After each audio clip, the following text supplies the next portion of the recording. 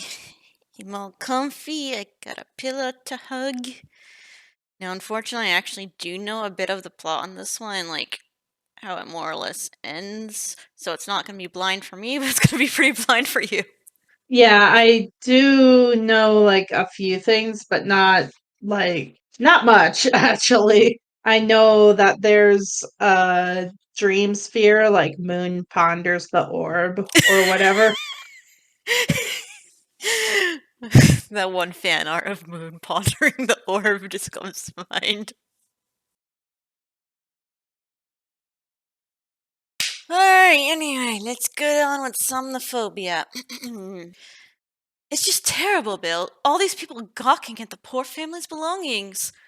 Bill eyed his wife. You mean like we are? Oh, hush, Mildred scolded, staring at the display of home items set on several tables at the yard sale.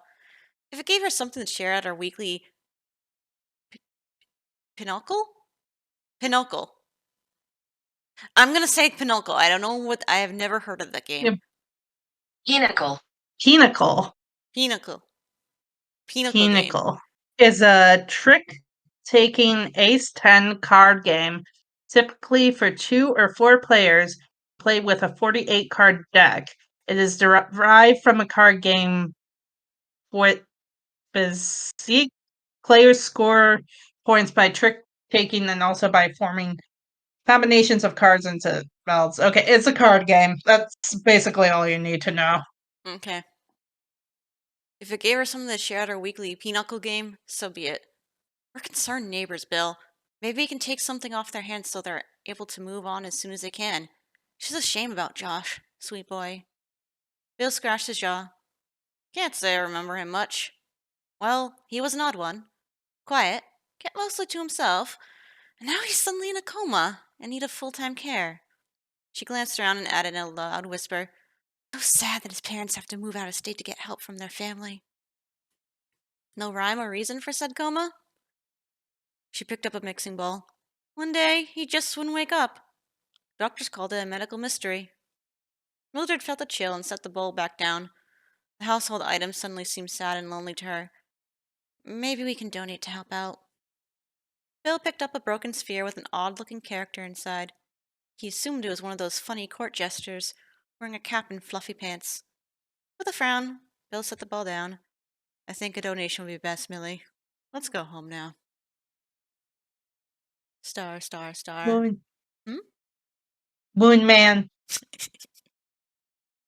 Well, we got confirmation that his pants are fluffy. Or But we already knew that. He just wears parachute pants. Rod, what scares you most? Cliffs, dude. Or ledges on tall buildings. I get the chills like I might fall off over the side. And clowns. Definitely. Such a cliche, I know, but I saw some creepy movies as a kid. Sam Barker listened as he sat with Rod, Jules, Larry's, and Bogart in the bleachers at lunch on Friday.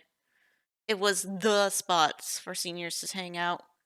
Sam and his friends had been waiting 3 years to get to this level of hierarchy. Freshman year, they'd been in the cafeteria. Sophomore year, they sat in the courtyard. Junior year, they ate in the front of the school on the steps. And now, finally, they were on the bleachers. The only downside, in Sam's opinion, was that the football field attracted the most sunshine. The sky was clear today. It was a good thing Sam had applied sunscreen twice before lunch. Honestly, I can't stand eating outside. But as a drip of sweat slid down his forehead, he realized he was going to need to apply a third coat soon in order to not boil like a lobster. With his blonde hair and fair skin, he probably should be wearing a hat at lunch from now on just to be safe. He pushed his vintage black-rimmed glasses up his nose and carefully unwrapped his sandwich as he listened to Rad talk about his fears. Yesterday, the lunch topic had been the best films of all time. Oh, Rad continued. And those amusement park rides that make you drop from way high up? Oh, I hate those. I feel like my guts are getting left behind. So not good. I love those rides, Bogart announced, and then took a massive bite of his pepperoni pizza slice. Bogart was the most talkative one of the group. He's also the guy who always wore shorts. There hadn't been a day in high school that his calves were covered, even when it was freezing outside.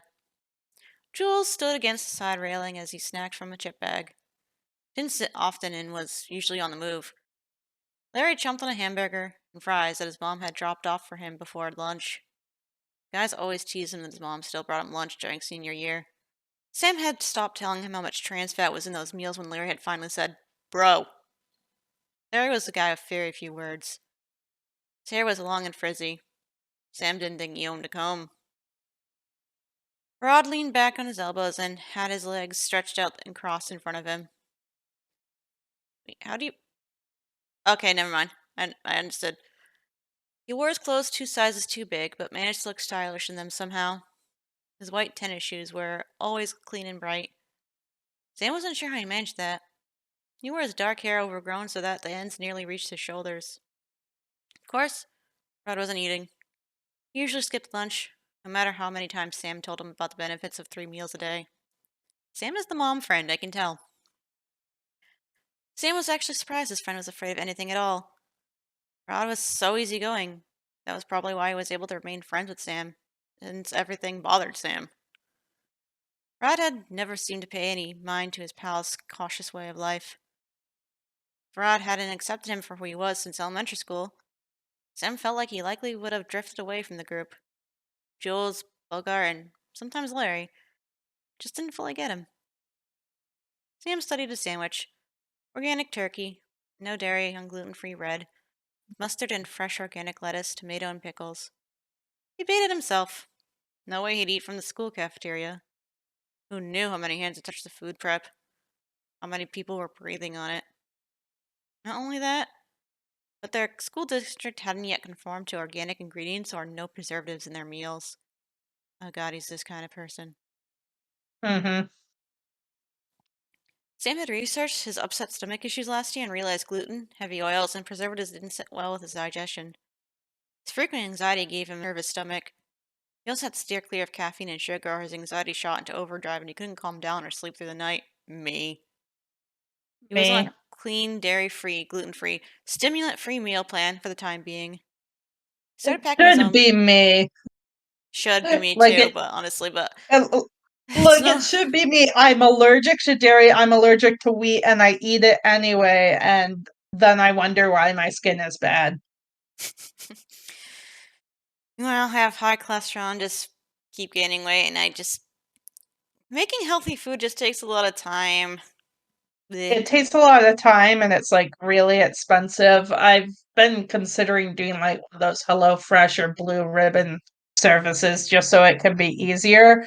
Then I'll be like making healthy meals for one when I live with my sister, and she'll be hovering over me like, "What's that? What are you doing? Can I have some? Why are you making this? What is this?" He started packing his own meals so he wouldn't have to keep explaining this to his mom. Talk about scary. Did you guys hear that Josh's family is moving away with him? Bogart asked. Yeah, bummer all around, Rod said, and cleared his throat. What about you, Sam? What are the top things you're most afraid of? The world, Jules muttered under his breath. Bogart snorted. Sam ignored the comment as he carefully chewed a bite of sandwich before speaking. I'd say small confined spaces, definitely the extreme dark, and large bodies of water. You mean like the ocean? Bogart asked. Sam nodded. Yeah, I never learned how to swim. Your dad never taught you? Brad looked at Bogart and Bogart adjusted his hat. It's okay, Sam said. Everyone knew Sam had lost his dad in 3rd grade. No, he never taught me. I can teach you, Sam, Brad told him. Sam shook his head. No thanks. Besides, it's healthy to have fears. Before the moment could get more awkward, Jules interrupted. So, are we going to Misty's party or what? When it came to deciding what the group was going to do, it was always we. If possible, the group hardly did anything without everyone involved. Yeah, I'm in, Rod said. Something to do. But then everyone else decided to go too. Although Sam would have rather stayed home. Parties had stopped being fun sophomore year when everyone stopped playing party games and started worrying what everyone looked like. But he was part of the group, so he was going anyway. Rod's birthday was Sunday, though, and he'd chosen to hang out at Freddy Fazbear's Mega Pizzaplex to celebrate with the guys. Sam was pretty sure that was going to be far more fun than Misty Salazar's party. Okay, I already have some thoughts. Like, this is clearly showing a flashback of what happened to Josh, who inexplicably got in the coma. And I'm thinking that that orb probably put him into like permanent sleep. So I guess we'll find out how that happened. I'm not saying anything. Star. Yeah, you know things. You Yeah, know I too know. many I know the things. secret lore. I know I know the secrets of the moon pondering orb that I will not share. Not until the The, end. the moon pondering orb. It's just an orb that puts people into comas. That's what I'm gonna say. If Fazbear Entertainment made that, because why the fuck not? Nah, Like, why? Why not? their AR tech is just constantly bad. So Sam walked behind the guys as they entered Misty's house. He wore a freshly iron-colored shirt and dark blue jeans. He always ironed out the wrinkles in his clothes or he felt uncomfortable wearing them. His hair was buzzed short, so he never had to style it. His glasses were freshly polished to a vibrant shine. The music was loud and there was a ton of kids. Sam didn't especially like big parties. Large parties were attended by the loud kids, the social kids, and often the popular kids, the entire opposite of Sam and his group. Misty lived in a huge 2-story home with a large backyard and swimming pool. That was where most of the partygoers hung out. As Sam followed the guys into the backyard, he made sure to keep a safe distance from the pool. Of course, there wasn't a lifeguard in sight. So many kids there, all kinds of accidents could happen. He shuddered just thinking about the possibilities. He settled at a table by the fence, positioned himself as far away from the enclosed water as possible. But the scent of chlorine still filled his nostrils. His friends meandered around.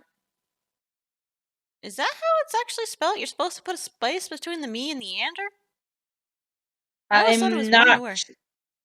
I'm not sure, and I'm in the pixel dimension right now, so I can't No, tell you. not the return of the pixel dimension. I'm gonna look it up. It's one word, so this is a typo. His friends meandered around, talking to other kids. Sam was fine sitting alone. He didn't really talk to the other classmates, unless it involved school, and mainly just hung out with a small group of friends. He wasn't the best at small talk anyway, and he was used to other kids ignoring him or not really being interested in what he had to say. Sam accepted that he was somewhat of an odd one out in high school. He didn't do sports, didn't join clubs. He had a specialized diet and he only wore certain cotton fabrics because polyester made him break out. He was set in his Me. He was set in his ways and he rarely tried new things. He mainly considered everything that could go wrong before he decided to do something, instead of thinking of all the things that could go right. But his way of living made him feel comfortable, so he accepted that about himself. It was just that others rarely did. Well, besides Rod. Surprisingly, a girl named Lydia Gomez walked over to Sam's table. She had curly brown hair, freckles, and a nose piercing. She wore jeans and a colorful sweatshirt. She didn't wear a lot of makeup like some of the girls at Marina High, and she was always nice when Sam had group study with her in English Lit.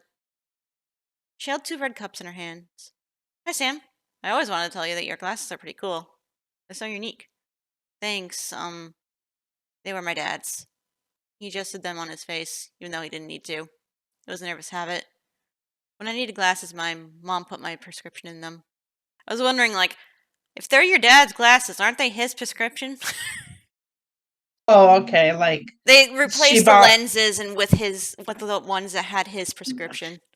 I've had lenses Yeah. replaced in my old glasses before when I still bought them like retail and they were like $500, but no, I don't do that. I use online websites that let me get my frames for like $50 so I don't break bank. That's really neat. Do you want a drink? She offered him a cup. Sam eyed the drink suspiciously. What is it?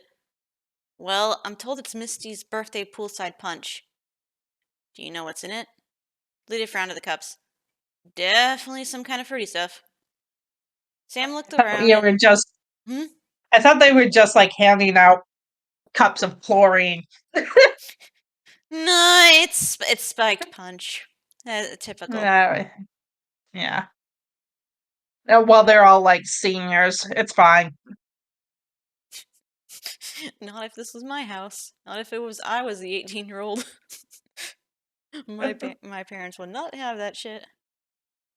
Sam looked around and noticed kids acting silly and talking funny. He held up a hand like a crossing guard. No thanks, Lydia. If there's even a chance of alcohol being in it, then I'm not having it.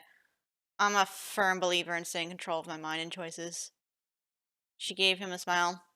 You sure? A couple of sips won't hurt. He adjusted his glasses again. Actually, that's far from true. Sam, just take the drink. Sheesh. Jules was abruptly at the table and grabbed the drink out of Lydia's hand, slapping it down in front of Sam. Don't mind him. Sam's glass half empty kind of guy.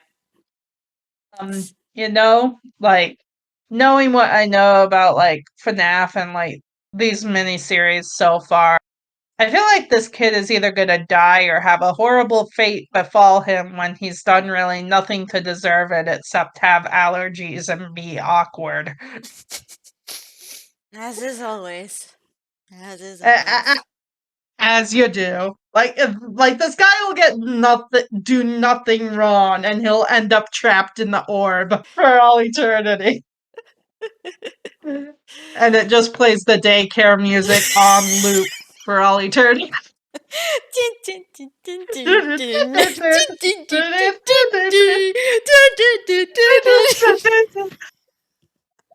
No wonder Son is crazy. He had to listen to that for like 5 years. Moon is the only one who got the silence. Sam had been about to explain how alcohol could cause someone to become drowsy and in less control. Instead, Sam cleared his throat and make smart and careful decisions in order to navigate around future challenges. Jules rolled his eyes. Right. The rest of the group walked over to the small table. What's going on, guys? Rod raised an eyebrow. Just Sam being Sam. Jules left it at that and took a big swig from his red cup. So, have you guys heard about the cliff diving going on in Santa Cruz? Lydia asked. I heard it's pretty fun. Yeah, a guy I know does it. Bogart jumped in. Says it's an extreme rush. You gotta love heights, though. Guess it leaves you out, Rod. No doubt, Red said. One day, I'd like to try it, Lydia said. Sam shook his head. People have actually broken their necks and other body parts from reckless jumps off cliffs and bridges. Not long ago, there was an incident on the news about a guy that did a cliff dive. The cliff was so high up that he couldn't control where he landed. He ended up falling on a bunch of rocks, breaking every single one of his bones and splitting open his skull. Said his brain was eaten by birds when they found him. Dude! Oh, that's literally the next line, too. Dude!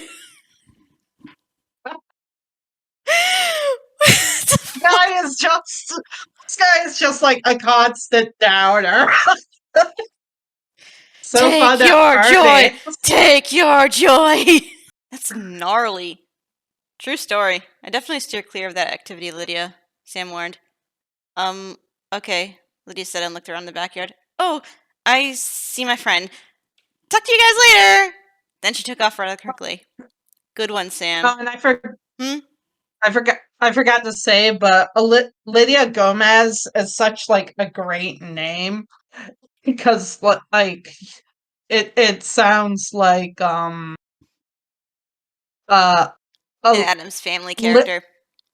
yeah, well, it sounds like Addams Family, but it also sounds like Lydia, the girl from Beetlejuice, as well. So you have Beetlejuice and Addams Family in like one name. Nice. Oh, it's an awesome name.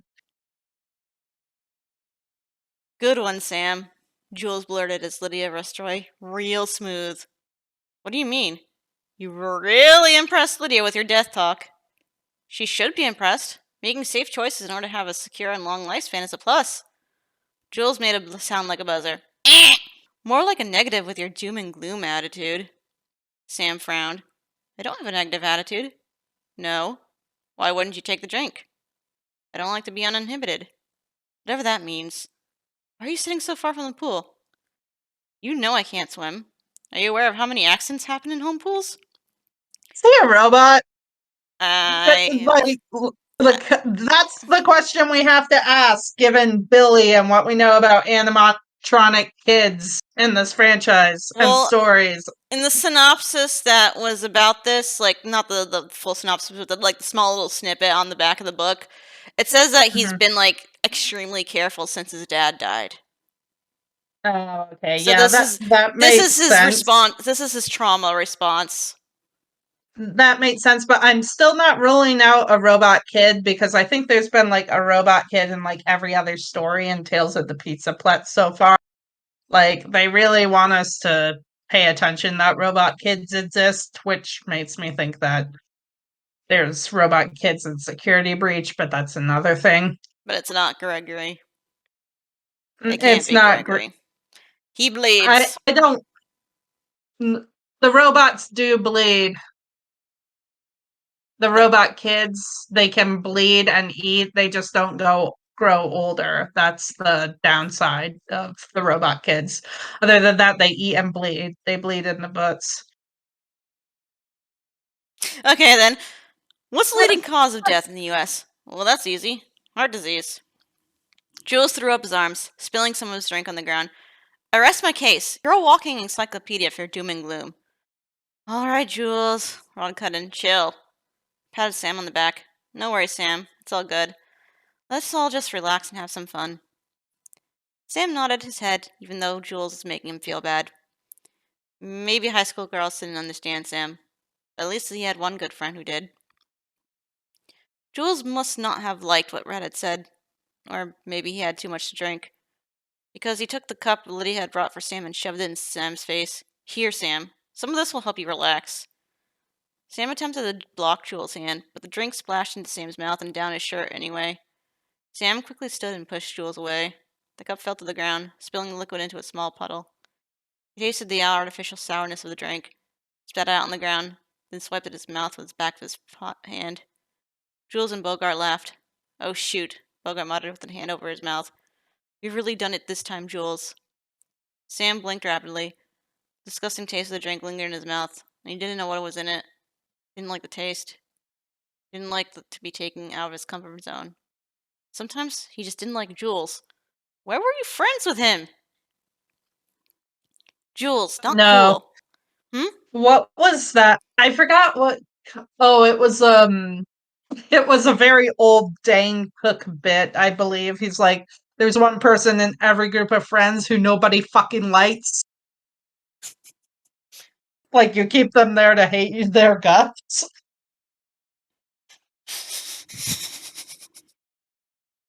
Just to have someone you mutually hate. Yeah.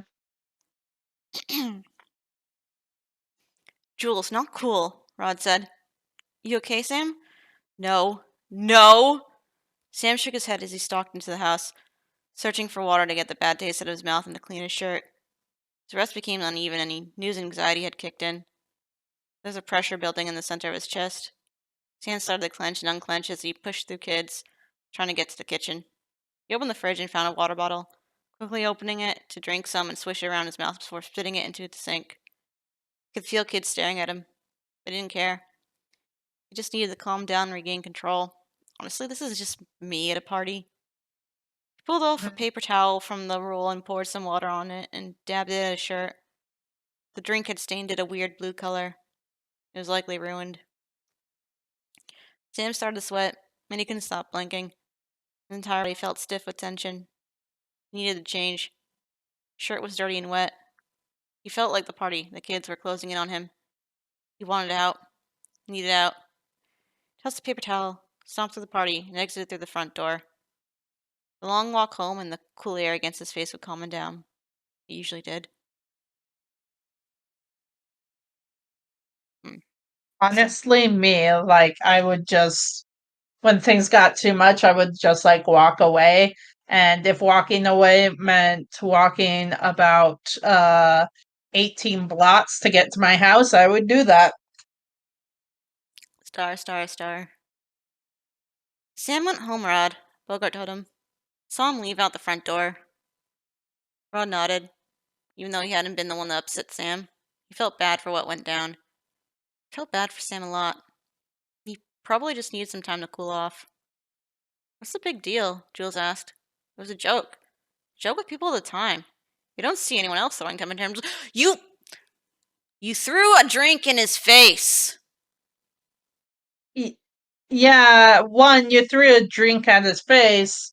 Two, I'm pretty sure this whole friend group knows that he's prone to anxiety like this. I mean, like, sure, they can tease it about him like a little bit, but like, not throwing a fucking drink in his face. It wasn't that funny, Jules, especially with Sam. Jules snorted. Why does he have to act all weird? Dude, he has anxiety. He's always so uptight with his don't do this, don't do that attitude. Guy needs to loosen up. You're not helping. He always spreading his potential doom around. I get tired of it. You too, right, Bogart? Larry? Bogart shrugged and looked down at the ground. I don't know. Larry shook his head. Bro. Those are the only times Larry has spoken, and it's both just bro. As he said, bro, both times. Yeah, bro is the only 2 times he spoke. I don't remember the first bro. I just remember the dude. Larry shook his head. Bro. Right, Jules muttered, giving them both an irritated look. Red shrugged his shoulder. Sam's different. We're all different in our own ways. No one's perfect. You gotta accept people for who they are, Jules. I accept you, don't I? When Jules didn't say anything, Red just said, let's bail. He was no longer in a partying mood. Ooh. Where's Misty in all of this? This is her fucking party. Probably hanging out with her friends rather than just the extras that showed up. Probably. Star, star, star. On the day of Rad's birthday, the Mega Pizzaplex is packed. There are long lines for Monty's Gator Golf, Roxy's Raceway, and Phaser Blast. The guys had waited them out and got their playtime in. Nemrock, Freddy, and Roxanne and Wolf walked around in the area greeting children. Sam could hear mechanical sounds as the characters moved, and he wondered if there were people inside the costumes or if they were really animatronics. They're real animatronics! The sense of You can peace. hear those noises as they walk around in security breach. Like, you can hear their joints moving. They all have like slightly different sounds depending on who it is. Yeah, yeah. Like Sun and Moon have that clockwork noise going on along with the bells and the broken music box with Moon.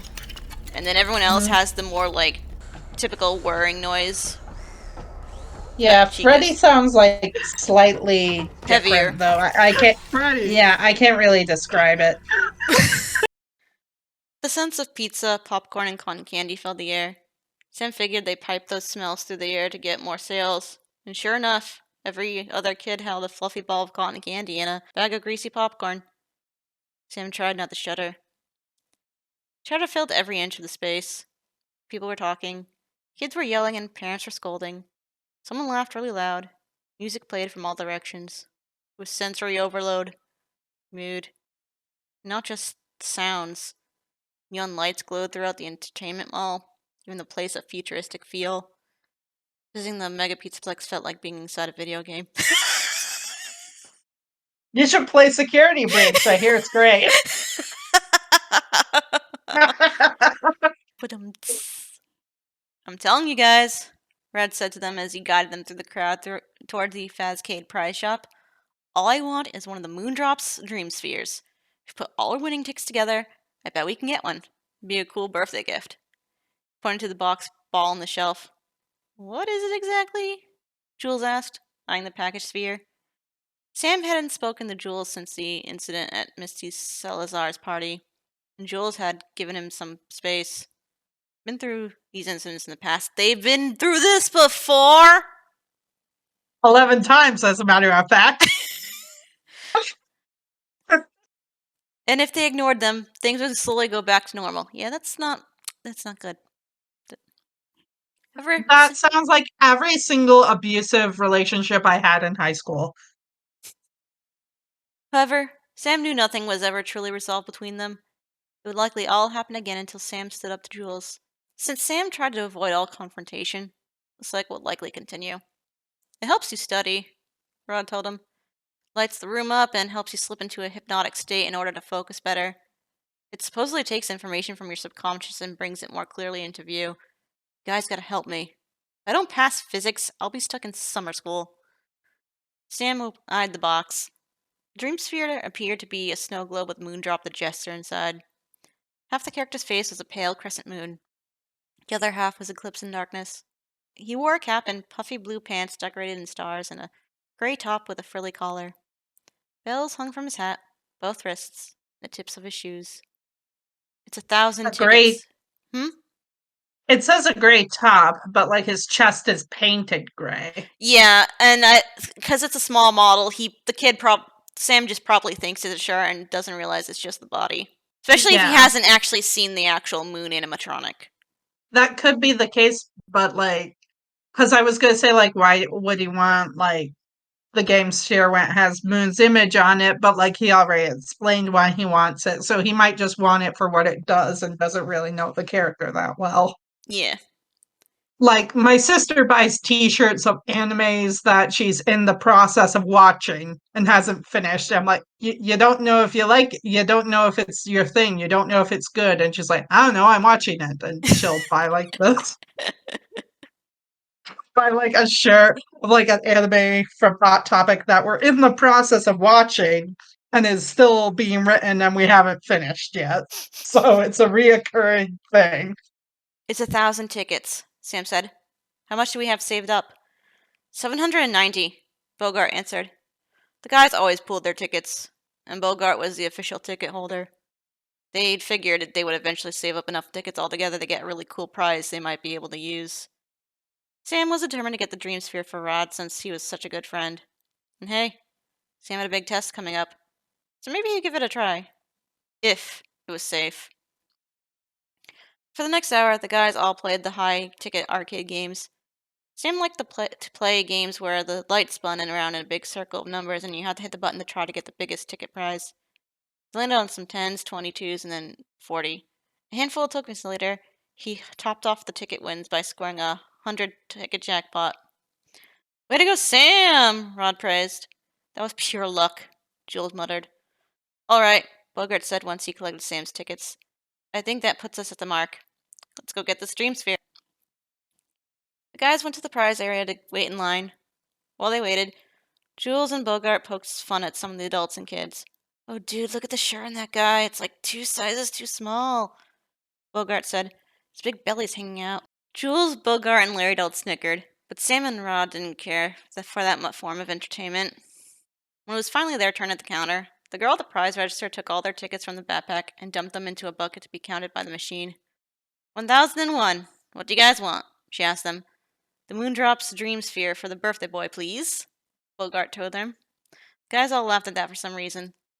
The girl grabbed the sphere and handed it over the Red.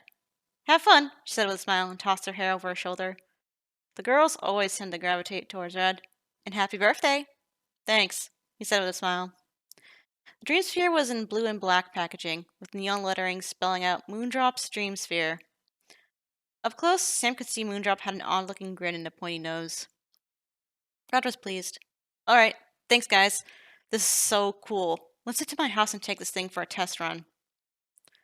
The Donaldson's house was pretty roomy now that 2 of Rod's siblings were away at college, but still felt full of family. Rod had a cousin who was never far from his mother. His grandparents stayed over on the weekends. He had a string of aunts, uncles, and cousins that visited often.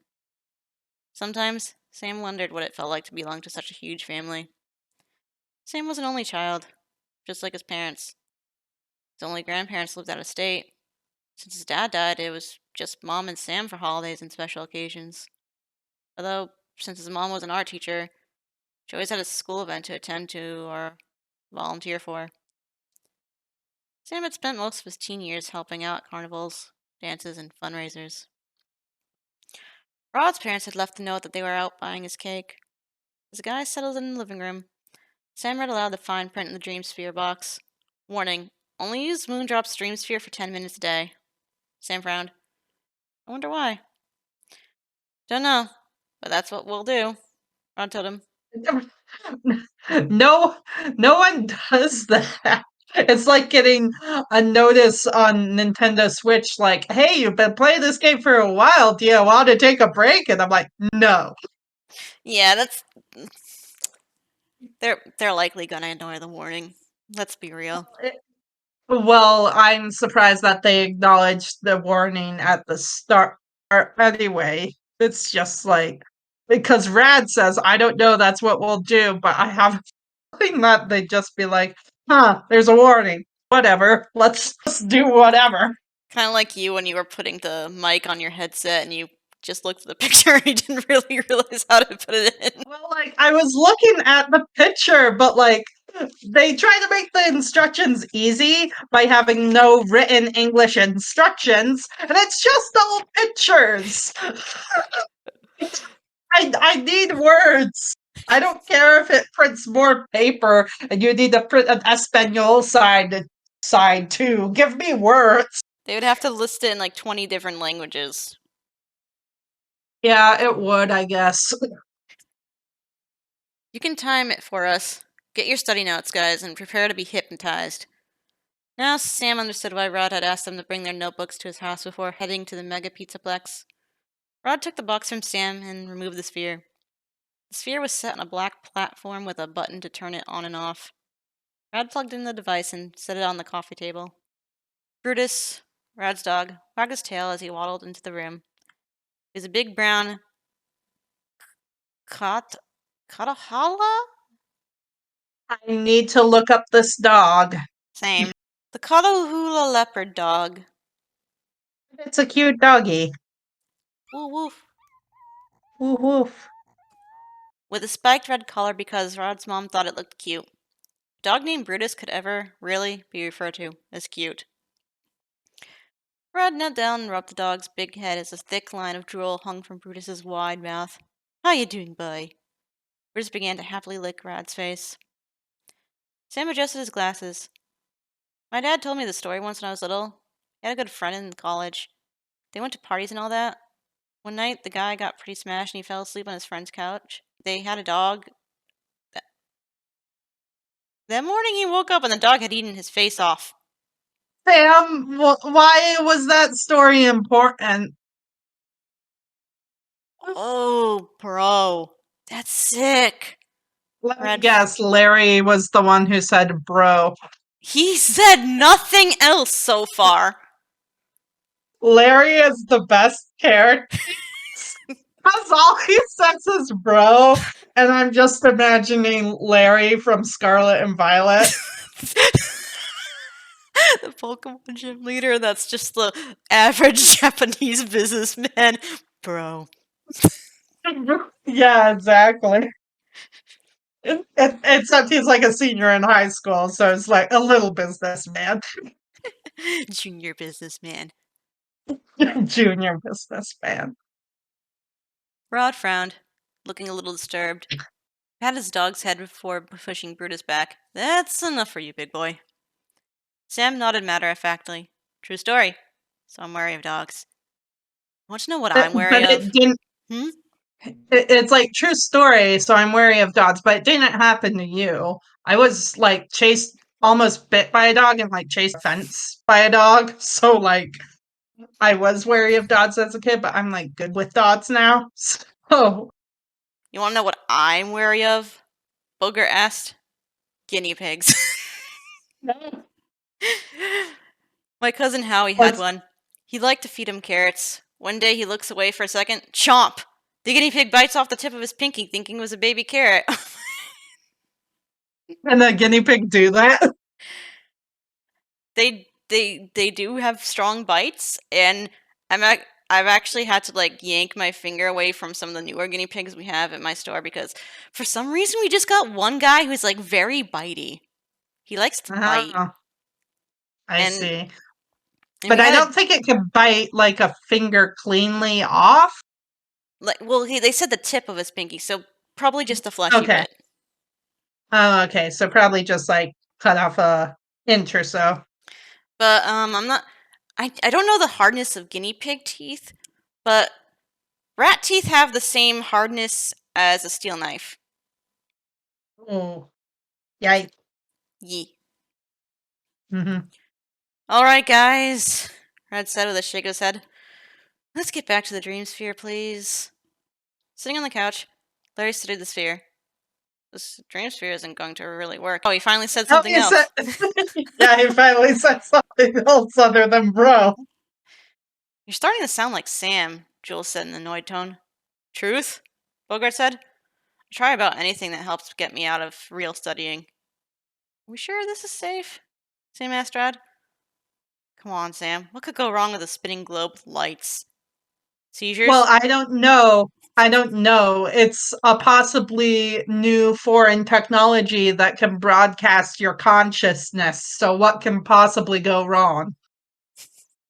Well, here's his answer. Seizures, but only in some people with epilepsy. Otherwise, I guess not much. Oh, that's pretty rich coming from Captain Doom and Gloom, Joel said. Sam felt the room tense. It was a little too early to go back to teasing when the party incident was still fresh. Let's try it, Rad said, breaking the silence. I'll even put Brutus outside so he can't eat our faces off while we're hypnotized. Bogart snorted and Larry smiled.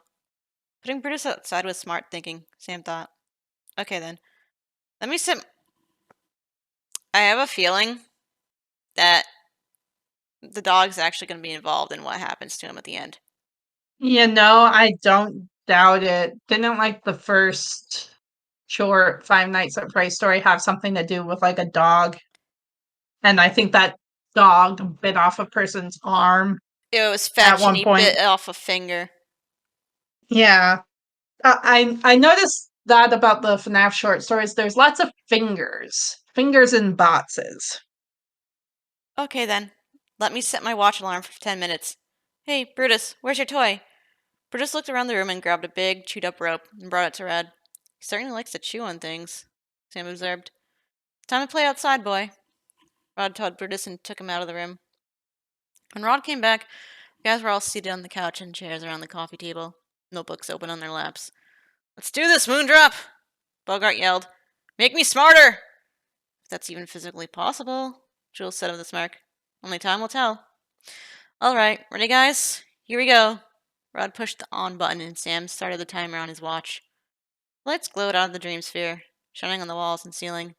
Moondrop turned in the circle, waving his hands. Just his eyes glowed red. Shining lights flashed across everyone's faces.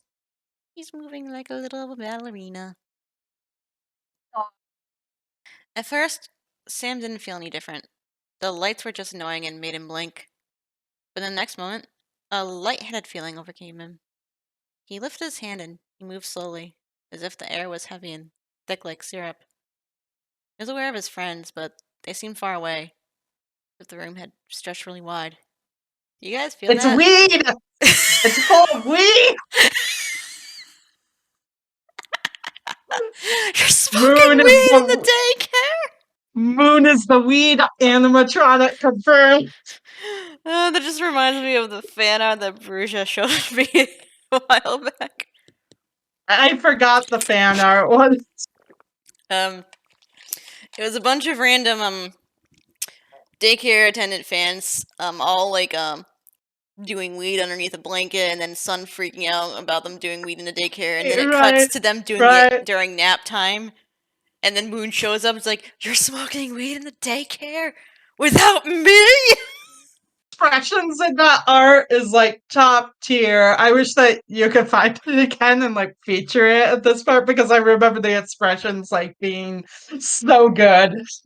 Guys, feel that? Bogart murmured. So cool. Joe said. Whoa. Larry said. Words began to float off the notebooks and into the air around them. Guys, Rod said in awe. Look at that. Those transformed from words and numbers into pictures that surrounded them.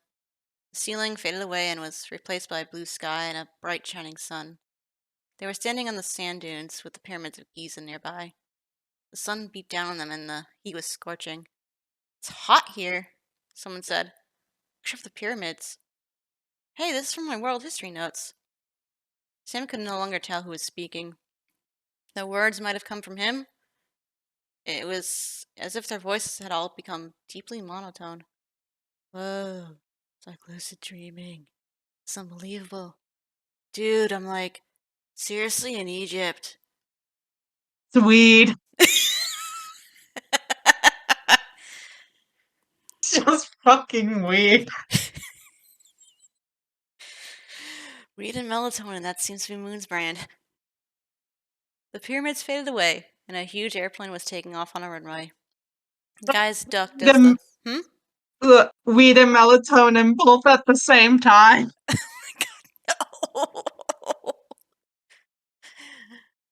The guys I'm sorry. I couldn't stop laughing about it.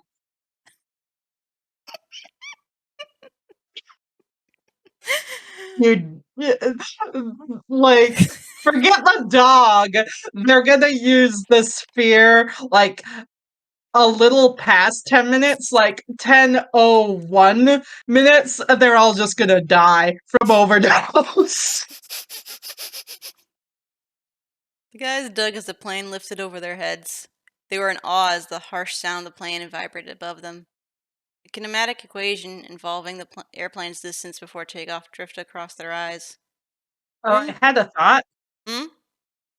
I had a thought like already. I feel like Sam might get quote unquote addicted to the dream sphere just because it's like the only time he feels safe. Hmm. But we'll see. I'm not saying anything. The room turned into a warm restaurant kitchen with stainless steel countertops and a large brick oven. The cook took a pepperoni pizza out of the oven.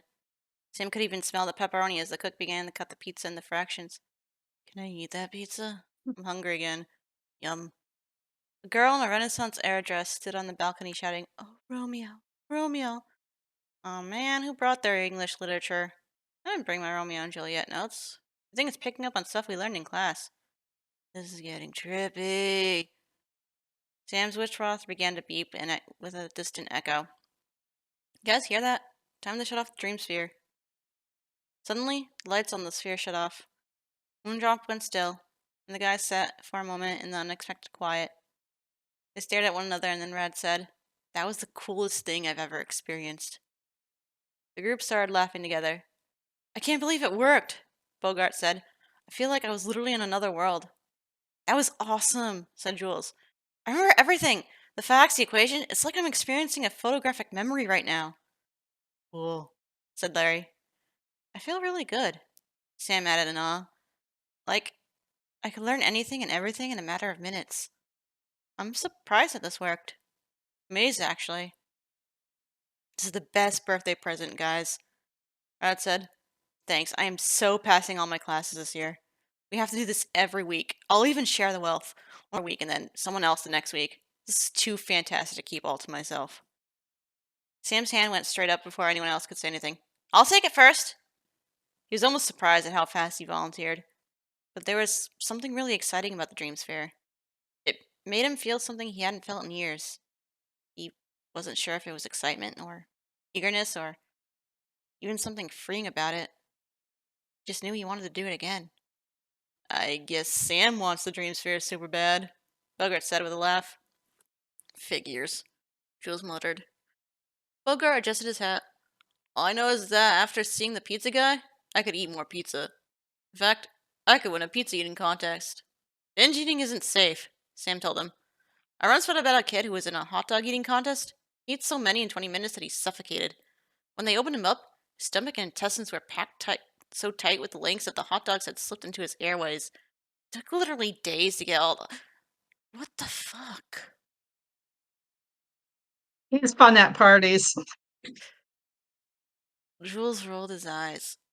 "Sick," Larry said. "Sam, you need to lay off the crazy stories," Bogart suggested. "Anyways," Rod unplugged the dream sphere and handed it to Sam. "The sphere's all yours, bud. We'll trade next week." Sam took the sphere and smiled. This week was going to be awesome. Then he realized something strange. He could have sworn the sphere vibrated in his hands, ever so slightly. You want to know what Sam reminds me of right now? With the What? stories that he tells? My mom. Oh, who? uh, uh, funny but true. Yep. Star, star, star. Sam heard rock music playing from his mom's bedroom. Mom was painting again. "Sam, you home?" he heard her call out. Yeah, Mom, I'm home, he yelled back. Brought you food from Rad's party. He set the foil-covered plate on the Sam and his mom lived in a 2-bedroom, 1-bathroom apartment. Bedrooms and living area were large, and with just the two of them, it was a comfortable home. Mom's art brought color to the space. The walls were bright blue and covered in her vibrant paintings. The living room couch was a rustic orange layered with a cozy blanket and fancy pillows. There were a few family pictures on the television stand with Dad, Mom, and him. The kitchen had a mini breakfast bar off the counter and a small island in the center of the kitchen area. Music cut off, and his mom strolled in from her bedroom. Her blonde hair was bundled up on top of her head. She had blue paint on her cheek, and she wore a paint-splattered smock. She was wiping her hands with a colorful stained rag. How was Rad's party? She asked. Was it totally rad?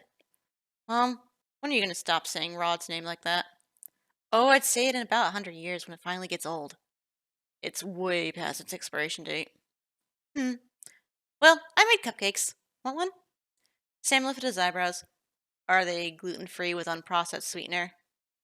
They are not gluten-free, and they are made with absolutely delicious processed sugar and chocolate. He shook his head. No thanks. I'll pass. Guess we'll be sharing them in the teacher's lounge. Mom, you knew I wouldn't have any. I dream of the day when you'll wake up and smell the sugar. She's the exact opposite of my mom. I want to date this woman. Where can I find a woman like that? Give me her. Sam placed the dream sphere on the breakfast bar next to the plate. His mom walked over to the sphere. And what is that thing? It's a dream sphere. It helps you study. At the mega Pizzaplex for Rod, and we're each taking turns using it. His mom picked up the sphere and shifted it in her hands, watching Moondrop turn left and right. He's a weird-looking little guy. Helps you study, huh? How about helps you kick crazy diets and encourages you to eat pizza, cake, and candy like a normal teenager? Mom, my digestion is 50% better on my new meal plan, and I'm more energized, if you haven't noticed. It's the new me. Mom made a show of staring at his face. Nope, still the same kiddo to me. Handsome as ever, though. Sure, Mom. Sam shook his head. He was used to his mom's jokes. She was one of the strongest people he'd ever met. She'd somehow worked through the grief of losing her high school sweetheart and helped Sam through grieving over his father at such a young age while still managing to help them survive. Dad had been the breadwinner in the family while his mom took care of him and followed her dream of being a full-time artist. Her paintings hadn't really taken off, but her passion never faded. Even when she had to go back to work as a middle school art teacher, she had to squeeze in moments to paint for herself nowadays. Sam didn't feel so bad hanging out with his friends when his mom was alone. It gave her a chance to paint. Thanks for bringing me the food, Mom said. Smells yummy. There's birthday cake, too. Double the sugar and gluten for me. Even better. I love her. I can see that she's like a little pushy, but like she means well. But she's pushy in like the good way, just like trying to get him to like not be so strict with his own like habits that he's Yeah, formed. like being his mom, like she knows full well that he's like this because like his dad died. She Mm-hmm. knows full well that's the reason. Mm-hmm. Mhm.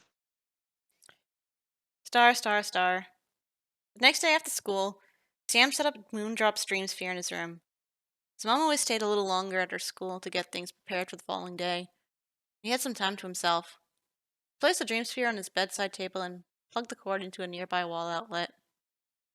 Like the living room, his mom made sure his bedroom was accented with color. His walls were forest green with light wooden furnishings. She brought him a light brown bedding with highlights of dark blue and green. His tall bookshelf was lined with some of his favorite childhood books and a few toys that his dad had bought him. He also had a ton of books on digestion, health, germs, and making smart choices. His favorite picture of him and his dad sat on the top shelf. They were sitting on his dad's motorcycle, probably about to go on one of their father and son rides. Sam sat on his bed and picked up a 2-subject notebook with school notes on English literature and ocean science. He set his wristwatch alarm for 10 minutes. Started to take off his glasses and set them on the little table, and then he pushed the button to start the dream sphere. Moondrop turned. The lights flashed across Sam's face. After a moment, he began to feel that slow, heavy feeling sink over his body. It felt so surreal that he wondered what would happen if he stood up. But he didn't want a chance falling over and hurting himself. Words floated out of the notebook, dancing before him and then fading into the air. First, he appeared right in the middle of Hamlet. The costumes were straight out of a historical text. The words from the performers were spoken naturally. He felt as if he was witnessing his imagination at play right in his mind. Sam went to adjust his glasses and remembered he took them off. Then it dawned on him. He actually could see very clearly without wearing his glasses while using the dream sphere. That's cool, he murmured. He was thrust into the ocean.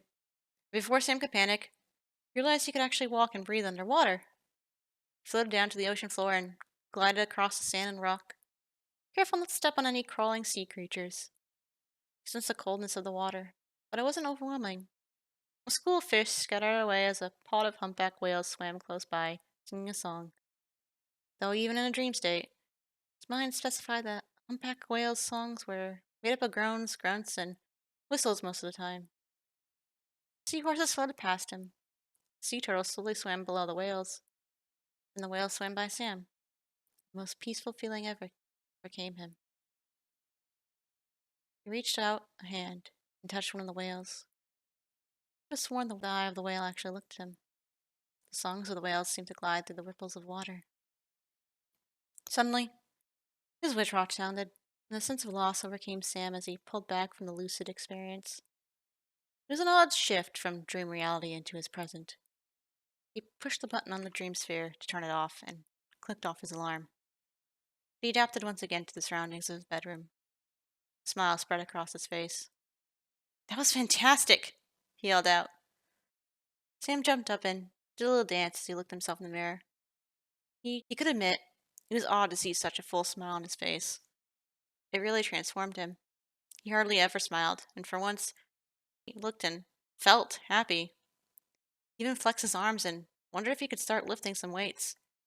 He did the cardio that was recommended to maintain a healthy lifestyle, but maybe he should add to it. He'd definitely think on that. Sam's stomach growled. He was so energized that he got the idea to treat his mom to a homemade dinner. He slipped his glasses back on and went to the kitchen to cook one of her favorite dishes. An hour later, when his mom came home, her eyes widened in surprise. Have I walked into the wrong apartment? Sam smiled. Nope. This is your home, with your son, making your favorite gluten and processed cheese lasagna.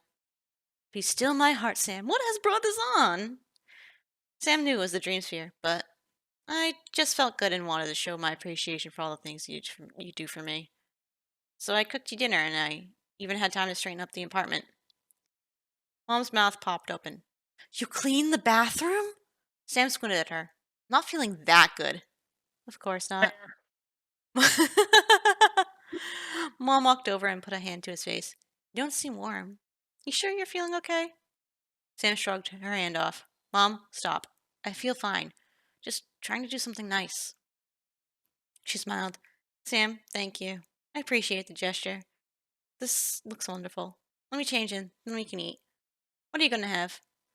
He popped open the oven. I also have one gluten-free lasagna minus the cheese. She laughed. I'll be ready in 5. He's acting like someone had really good sense. Either that or like the moon sphere also has like happy pills or whatever in them. Endorphins. It's full of dolphins. Actually, in this case, it actually was. Yeah, he went to the ocean. And it's interesting because he said that he was like scared of the ocean. Was he the one who said that before? Yeah, because he can't swim.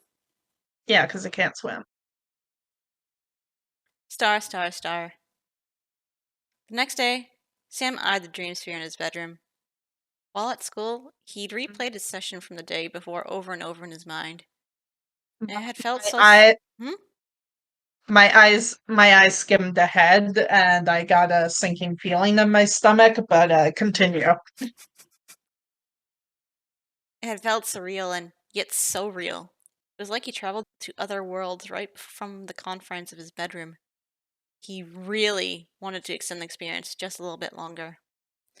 I bet it would be fine to go for, say, 15 minutes, he reasoned, adjusting his glasses. It's only 5 minutes more. Shouldn't really make a difference. I mean, what could it hurt? He didn't have any new notes from school to study, so he sat with his entire government book, which was pretty thick. He set his wristwatch for 15 minutes, removed his glasses, and, with a push of the button, turned on the dream sphere. Actually, I have a question. Mhm. How does the dream sphere know how to turn off after a timer if it's on his watch and not part of the sphere itself? Sure, when he grabbed it, the dream sphere like vibrated or whatever. So my guess is that it's like always watching, Always like watching, it's no eyes.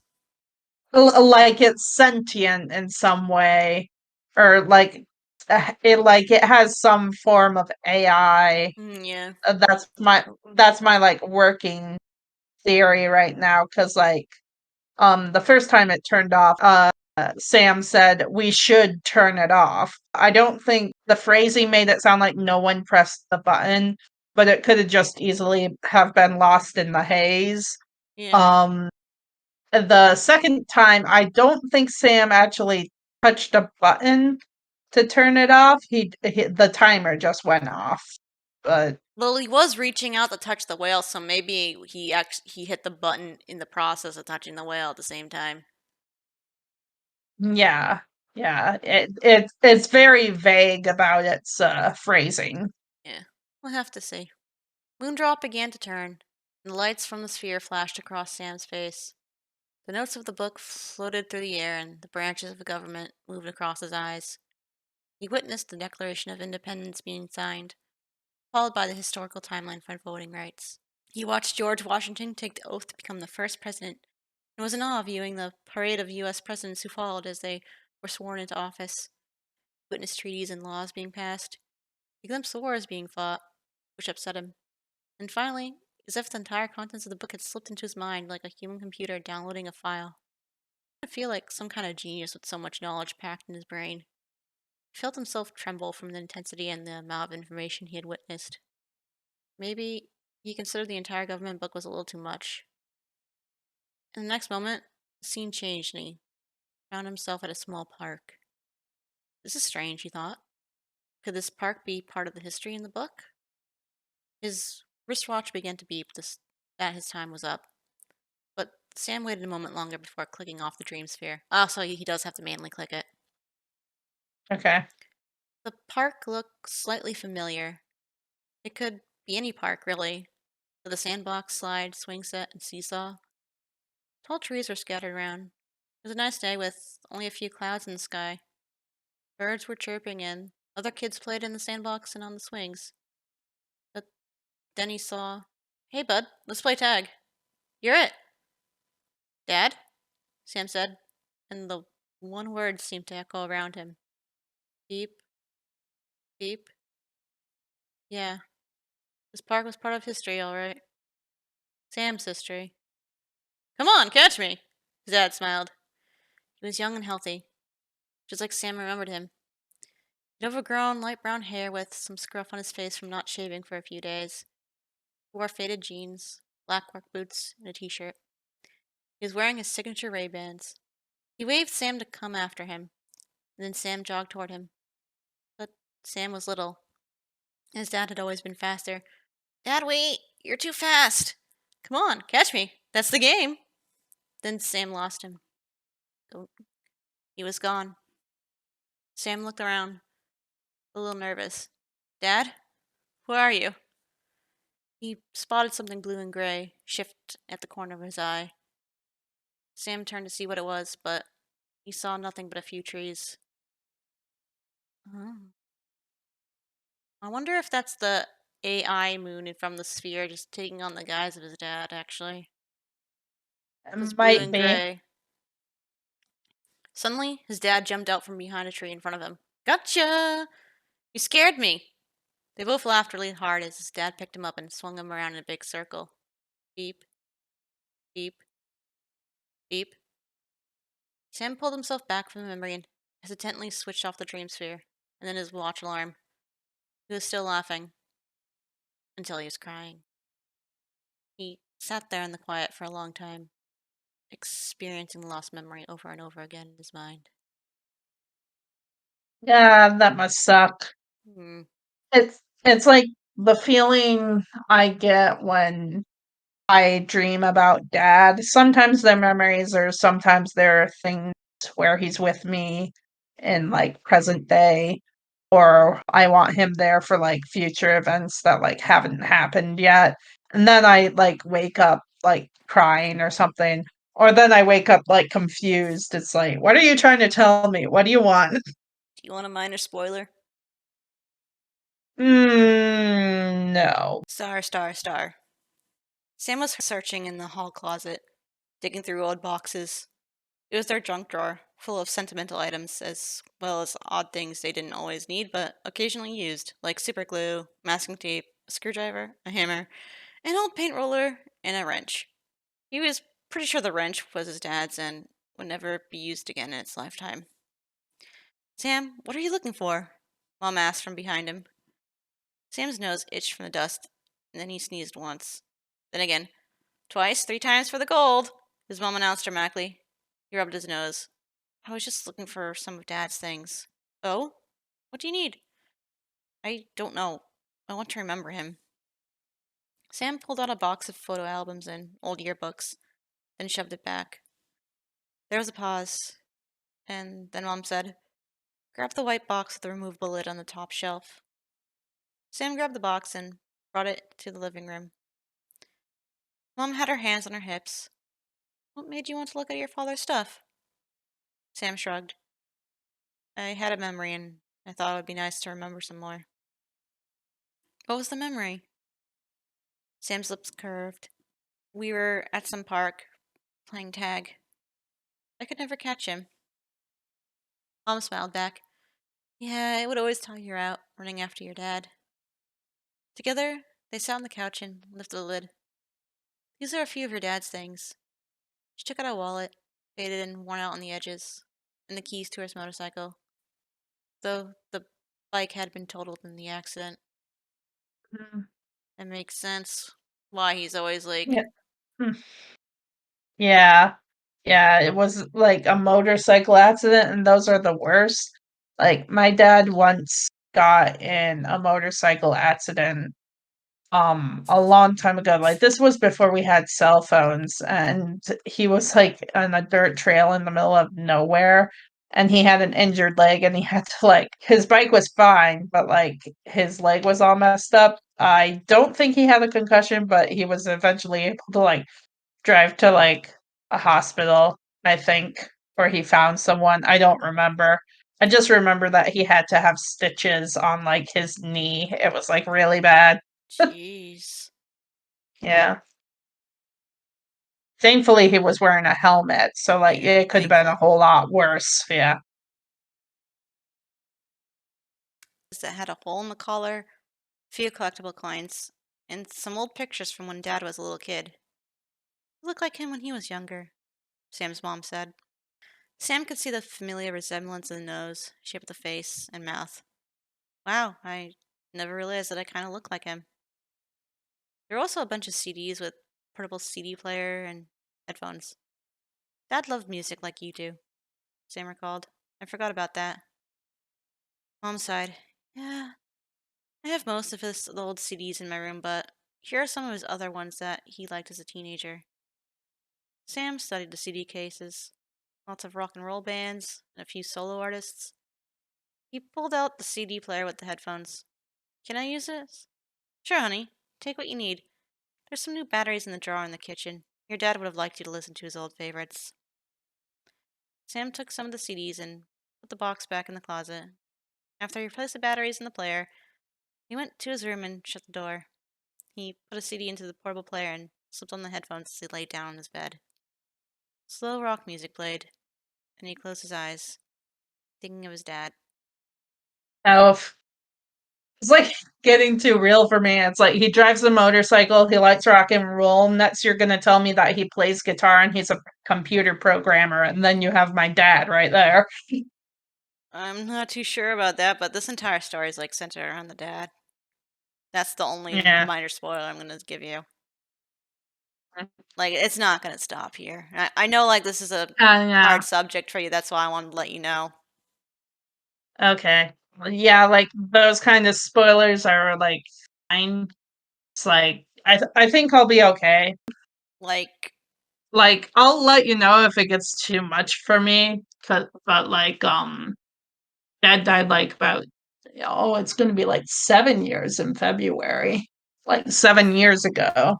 So, like, I don't know who writes some of the FNaF stories, but I think that they're really good at like describing the experience of like grief and what it feels like. I know that when my dad like died, I couldn't listen to songs that he used to play on his guitar because I would just like think of him and start like bawling. Even if it was like a rock and roll song, it's just like music has that mm-hmm. memory effect on people, Like you smells know? and taste. Yeah, yeah. Star, star, star. In government class, Sam was handed back his latest test. Excellent work, Sam, Mr. Taylor praised him. You're at the top of the grading curve now. I'm glad to see you putting more effort into your studies. Sam nodded with a smile. Thanks, Mr. Taylor. He aced the test and the extra credit questions with a total score of 115%. He usually scored in the 90s, so he definitely upped his Uh, grade with the help of the Dream Sphere. Hmm? which you don't need the dream sphere if you have grades in the 90s. Let your other friends borrow it. Funnily enough, that's actually what the next line is. Jules leaned toward him from the desk next to him. When are you going to share the sphere? Sam adjusted his glasses. After the week's over. I've only had it a couple of days.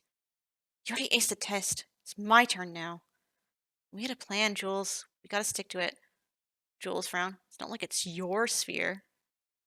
Sam shifted uncomfortably in the seat. Talk to Rod. It was his idea, and it's his dream sphere.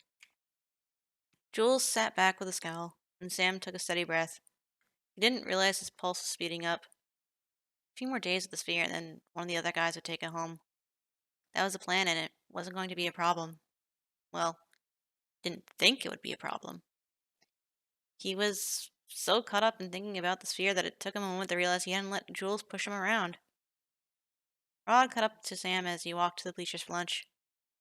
How's it going with the dream sphere? Rod asked. Pretty good, Sam said, slipping on the hat he remembered to bring this week. Taking a lot of notes. I aced my latest government test. He didn't mention the memory of his dad. It was too private, too personal. I know Rod was his good friend. He felt more comfortable talking about his dad with his mom. That's cool. That's working out for you. Hey, are you doing anything after school tomorrow? Don't think so. Why? Dad asked me to do some yard work and trim his old tree we have in the backyard. I could use some of your help if you're up for it. Sam nodded. Oh yeah, sure. I'll be there. Thanks. With two of us, we'll get it done in no time. Rhoda hesitated. And look, Sam, I'm sorry Jules gave you a hard time at Misty's party. You have nothing to apologize about. It wasn't you. It was just Jules being Jules. Sam nodded. Yeah, I get it. Friends left it at that as they climbed up the bleachers to meet with the rest of the group. Star, star, star. Sometimes Sam hung with the guys after school and joked around for half an hour. But today he went straight home.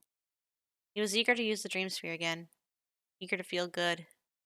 Eager to feel energized. Eager for another lucid experience.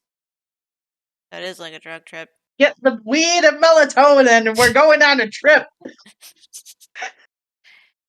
He grabbed an apple, washed it, and then took it to his bedroom. He had a few notes from one subject to use, and, well, he wondered if another memory might pop up. A memory of his dad. He occasionally dreamed of his dad, but the dream always faded when he woke.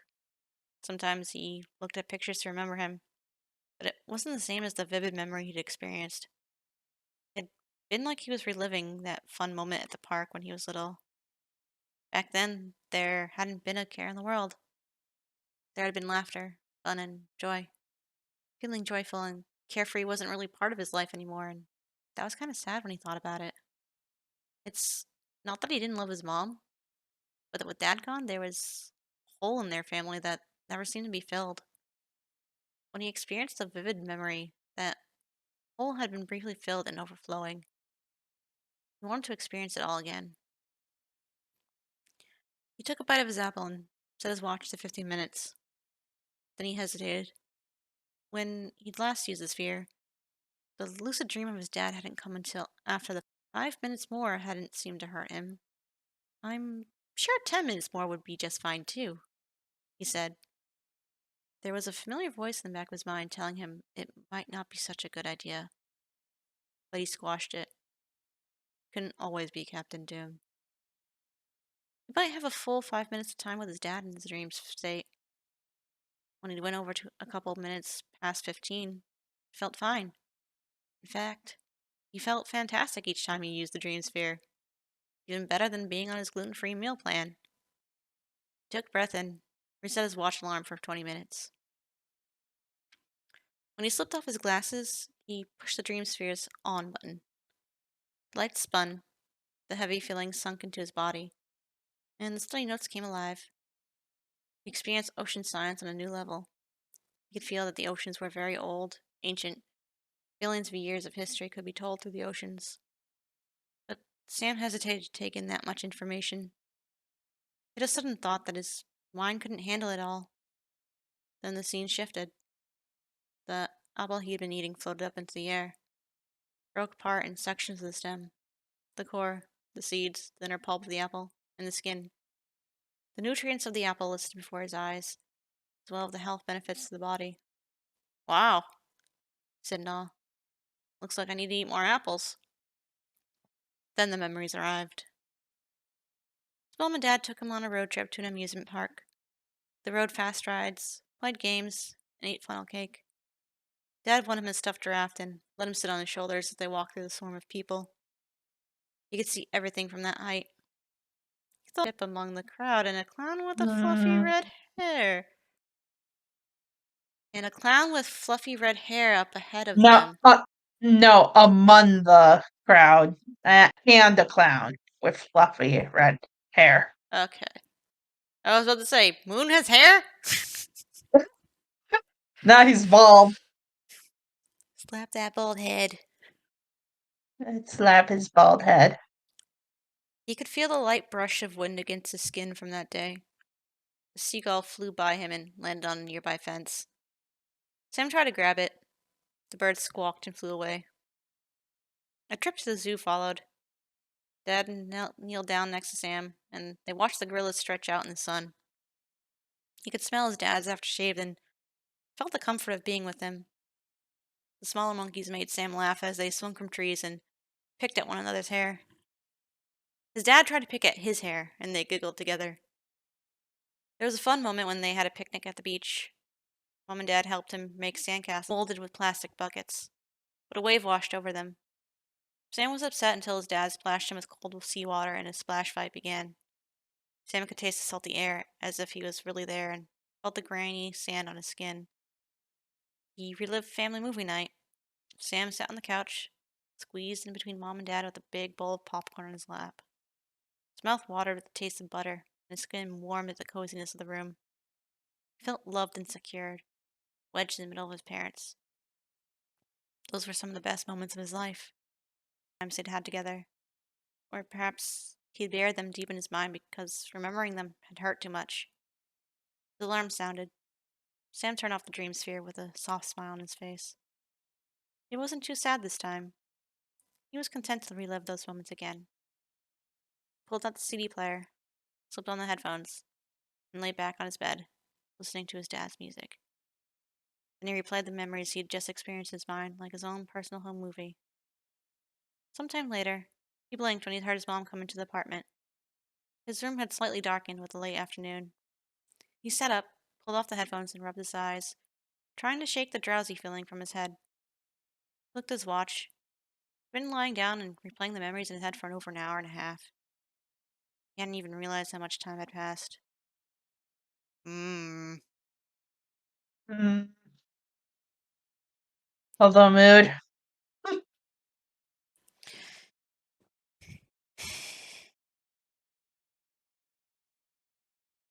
You're sighing. What's coming up? I skimmed ahead, but I'm mostly just thinking about him not realizing how much time has passed means he's probably not going to realize he's probably going for like several hours and going on in the future in the dream sphere. And it's gonna be like where the story where everyone is jello. I still Like hate that story. Everyone I is still jello. I still think about it. It's like just it's Completely balls to the wall. yeah, just like these bits though, like the last segment. I forgot I heard a quote or something that's saying that usually like with grief and stuff, it's the boring parts that you remember and cherish the most. And that's typically true, and you don't really realize it until like person's gone. Mm. Like, I could still remember what it feels like to hold my dad's hand because I wanted to cherish that for some reason. And my mom, who also lost her dad when she was very young, she was in high school when her dad died to cancer, and she still remembers what it's like to hold her father's hand, and she's like in her 60s now, you know? Yeah, it's a very important thing to remember, honestly. Hmm. I can honestly remember what it feels like to have my grandma like brush my hair. Yeah, just like sensory things like that, Yeah. just sensory boring moments, like so that moment of just them like sitting and watching a movie, like I remember those. I still remember like Like being in my old grandparents' house when I was watching Atlantis for the first time, as I was like sitting on the rug and like the dog was like sitting next to me. I still remember things like that. like I can remember like the things and like how they're supposed to feel or whatever, but I can't Hmm. like vividly remember it as in like Right, right. eh, memory. It's Hmm. weird. Yeah. Star, star, star. That evening, Sam found his mom in his room holding the dream sphere. A flash of irritation came over him. Mom, what are you doing? His voice was urgent, and he tried to stop himself from snatching it away from her. His mom's eyes widened. Whoa, just checking out the funny ball. It's got you in a twist. He adjusted his glasses. Nothing. I didn't know what you were doing. It's rods. We have to be careful with it. Please just leave it alone. I know it's rods. Sheesh. I've been using this every day. No, he fibbed, crossing his arms. But when I do, it helps me to remember my school notes. Mom lifted her eyebrow. Hmm? I don't recall you ever having trouble memorizing your notes before. And you seem to be a little intense about this ball. Sam blinked. Is it drugs? Can I have some, son? Are we doing the weed? Are we doing the Mary Jane?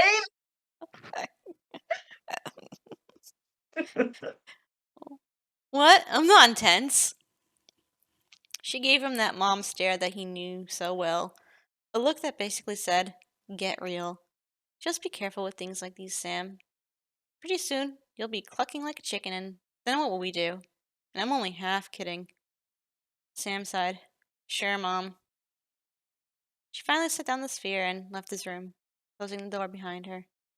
Sam felt his heartbeat start to slow down. Sphere. Moondrop stared up at him with his red eyes. If she only knew how truly great you are, she wouldn't be giving me such a hard time about you. He felt strange. He felt Leave, this. Hmm? Mom, leave me alone. I need to look at my Blorbo orb. If only she knew how great you were. She doesn't understand my Blorbo thoughts. He felt a strange vibration come from the sphere again, and felt the urge to give the dream sphere another go, even though he'd already had a session that day. Maybe just a quick 10 minutes, he thought. When he heard his mom washing the dishes and singing along with the radio, he decided to wait until tomorrow. He might be too distracted with his mom at home. During the night, he tossed and turned. He could sense the sphere sitting beside him on the little table. He didn't look at it, but he knew it was there. The sheets felt itchy and warm. He kicked off a sheet and rolled to the side. Moondrop stared right at him. For a split second, he thought the red eyes flashed bright. He blinked, and the light was gone. He was probably just half asleep. He still felt that uncomfortable urge to turn on the dream sphere and slip back into the familiar lucid state. He reached out his hand to push the on button and again stopped himself. Sam blinked rapidly in irritation, and his chest felt tight. He clicked on the table lamp and sat up in bed. Picking up the dream sphere. His shoulders were stiff. His legs were restless. He couldn't relax. But with the sphere, he always felt calm. He knew that right now. He shook his head. No, I can wait until tomorrow after school, when I'm home alone. He got up, unplugged the sphere, placed the globe in the closet, and closed the door. Tomorrow, he murmured. His eyes drooped. He just needed some sleep. Star, star, star. Sam went to school that day with a bad case of brain fog. He was irritable, and he wasn't sure why. In class, he felt disconnected. He sat in government class, and he was supposed to be taking notes, but just stared at the whiteboard the entire time. He was aware of Mr. Taylor speaking to the class, but he couldn't focus on his words. That was just me every day in high school. Earth to Sam, hello, Jules called to him. Sam blinked. Huh? Jules snapped at his fingers in front of his nose. Wake up. Class is over, dude. Bell rang. Space out much? Oh, looked around the classroom. The other kids were already up and out the door. What's the matter with you? Nothing. He got up and grabbed his backpack from the floor, and Jules accidentally bumped into him as he was walking by. Sam scowled. Watch where you're going. Jules turned and scowled back at him. You watch where you're going. And he bumped him again, intentionally, as he left the class. Sam had to step back in order to not fall over. Jules had bumped him on purpose. Sam stormed to his locker and grabbed his lunch and slammed the metal door closed. Hi, Sam. He jumped. Lydia was standing next to him. He sighed. Oh. Hi, Lydia. Didn't see you there. Is everything okay? Sam had been adjusting his backpack, but now he looked at her suspiciously. Yeah, why? Her eyes widened and she took a step back. You look a little upset is all. Sam shrugged. Just tired today. He wasn't upset. Was she okay? Her lips curved upward. Yeah, school can get tiring. I was thinking.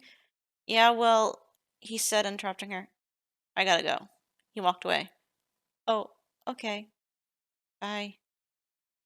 People were suddenly interested in how he was acting or feeling. Normally, people didn't even see him or care to talk to him. Now, when he wanted to be left alone, it was like people were all up in his business. It's on the bleacher, a row below red. Um, the Moon's like, look into my orb and get all the ladies.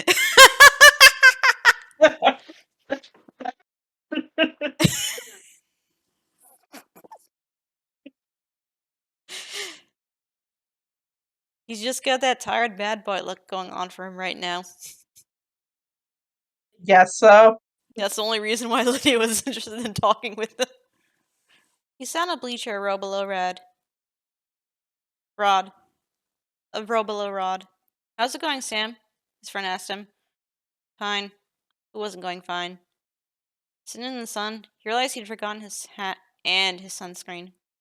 Hadn't felt like making a sandwich that morning, so all he had was fruit, and it probably wouldn't fill him up. Today was turning out to be a total downer. You alright? You look a little tired. His shoulders went stiff. I said I'm fine. Rod lifted up a hand. Alright, cool. Jules butted in from his stance, leaning against the side railing. He was spaced out in government class, too. I think the stream sphere is making him seriously wig out. I think it's time to pass it on to the next person who can handle it. Me. No, it's not making me do anything. I haven't even used it that much, Sam said. Just didn't sleep well. As if it's after the week is over. Now drop it. Turned to Rod. Every day he's on my case. Give me the sphere. Share the sphere. He hasn't had the sphere yet, and he's already wigging out about it. Bogart laughed. Jules didn't like it. You're the one wigging out, Jules spat. You're probably freaking obsessed with it. Probably use it all day, every day, like the dork that you are.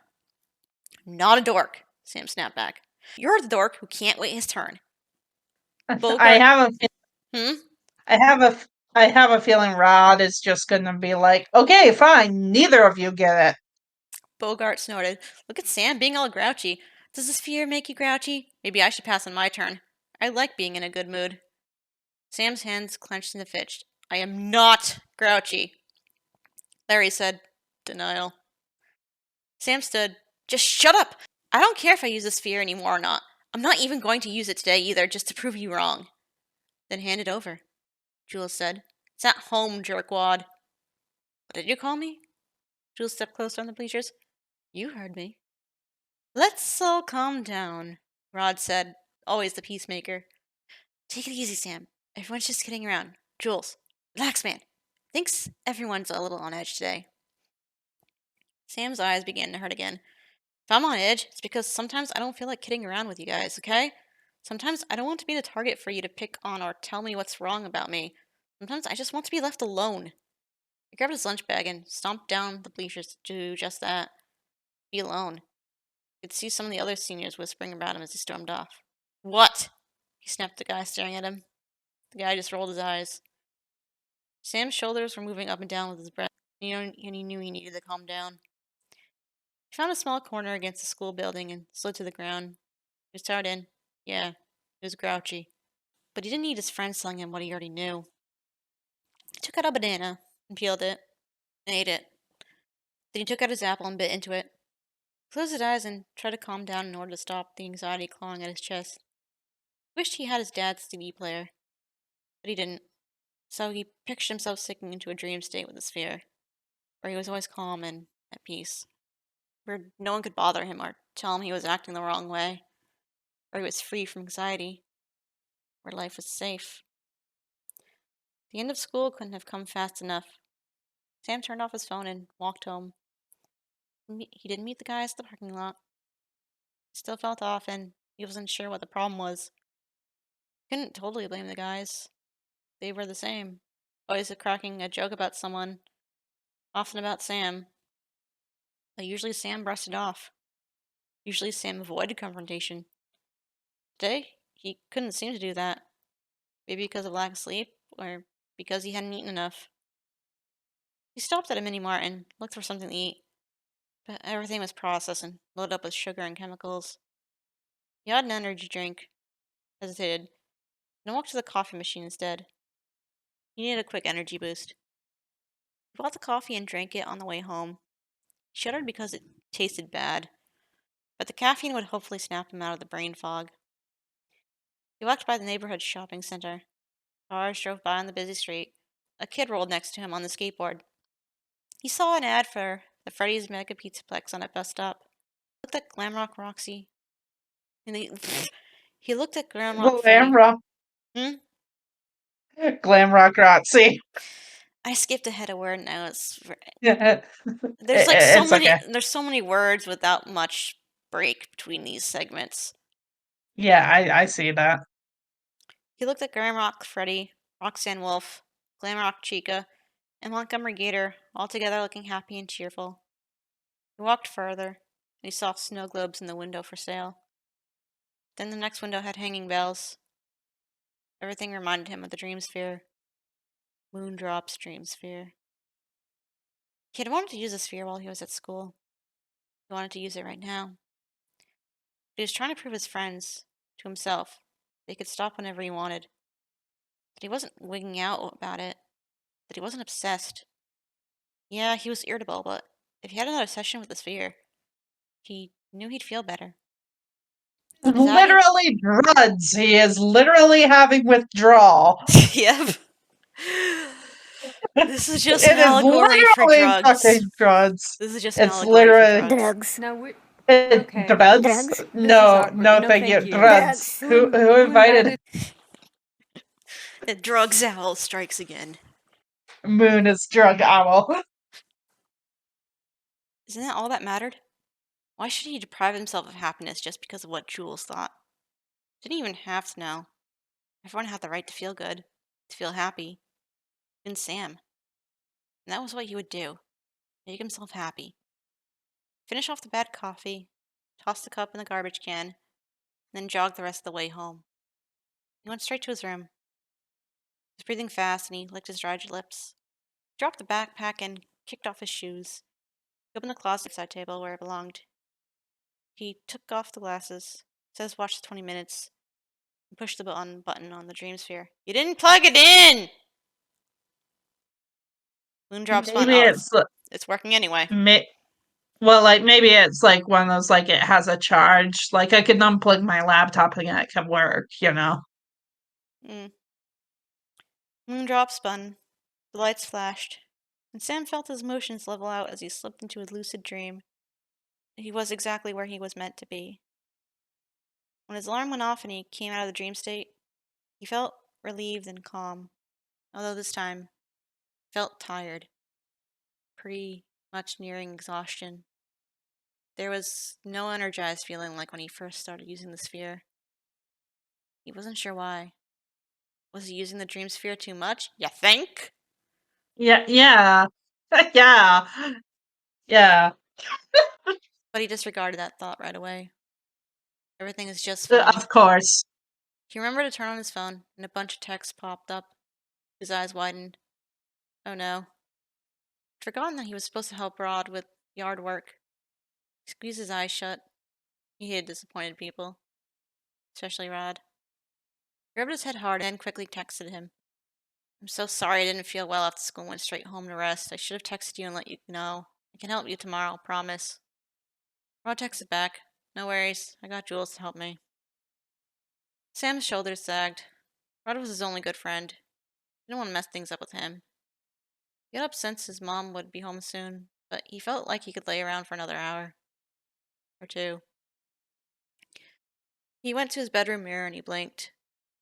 He was paler than usual, and he had fists like he was ready to fight someone, and he deliberately unclenched them, rubbing his palms against his thighs.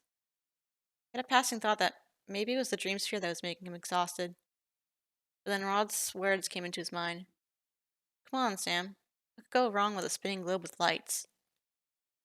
He heard his mom come through the door. He took a breath and pasted a smile on his face. It felt unnatural, so he stopped trying to look happy and went out to meet her.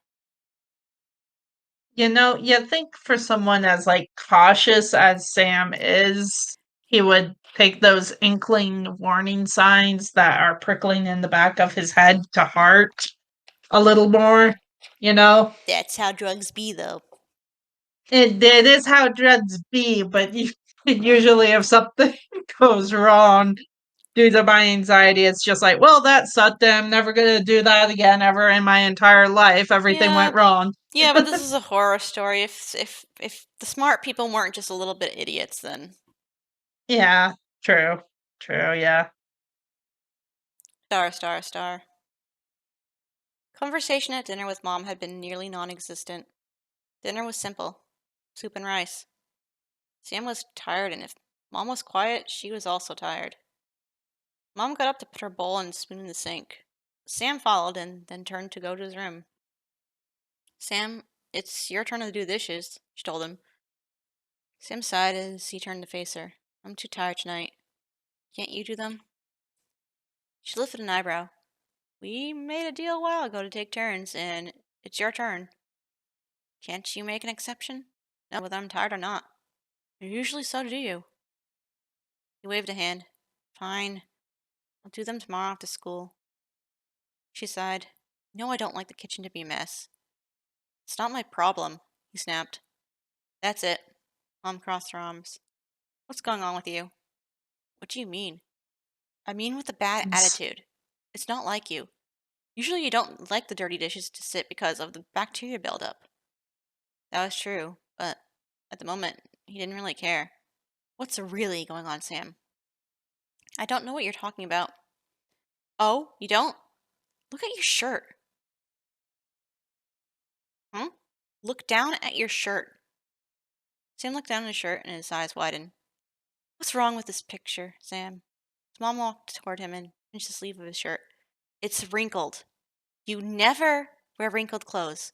You went to school like this? I forgot, he Yeah, said. yeah. Hmm?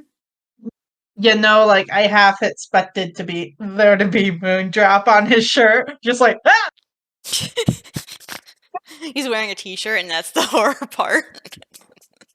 He never wore t-shirts, and now suddenly he's in a t-shirt. And suddenly he's in a Spongedrop and Moondrop t-shirt, and he's just like, and then the story just ends. But it's probably gonna be worse than that. Mm-hmm. Mm-hmm. I forgot, he said quietly and pushed up his glasses. She stormed past him to his bedroom and raised an arm as if to showcase his room.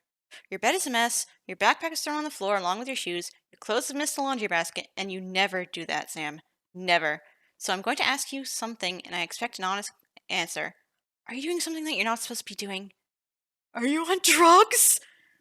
You on drugs? Are you on the weed? Is that a weed? I'm calling the police! All the old Vine references out of my mouth. I don't know what it is. He stepped back. What? No, Mom, no, I'm totally not doing anything bad, I promise.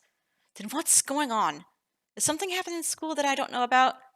Is this about a girl? She stomped over to the dream sphere. Is it that thing? What the heck is it doing to you? An irrational wave of upset feelings overcame Sam. No, Mom, just stop and leave me alone. No, whatever's going on, I want it to stop. I want this thing gone. Do you understand? Give it back to Rod. Sam raised his arms in expiration. I will! Just don't worry about it. Stop getting on my case about every little thing. I am your mother, and I will worry about anything I want, because you are still a child. It is my job to take care of you and your well-being.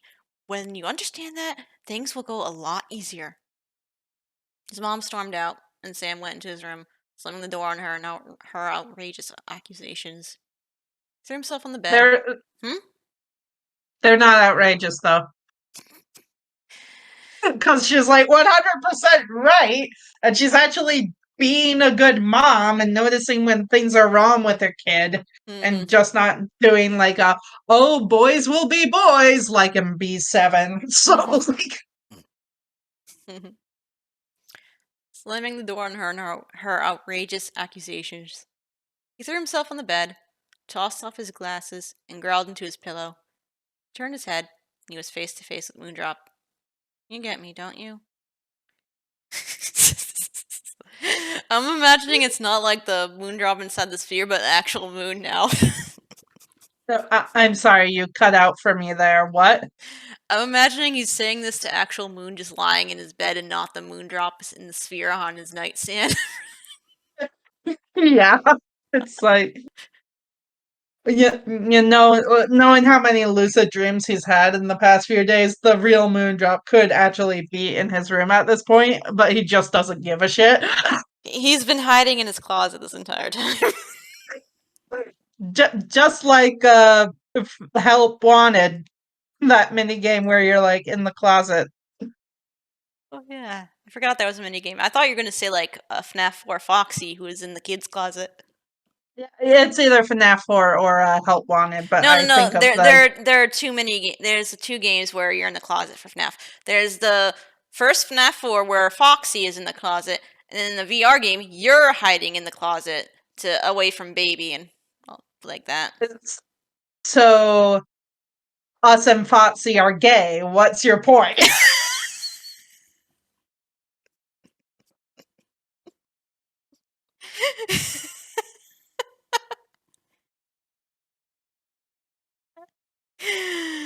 Even more reason for Moon to be in the closet too, though.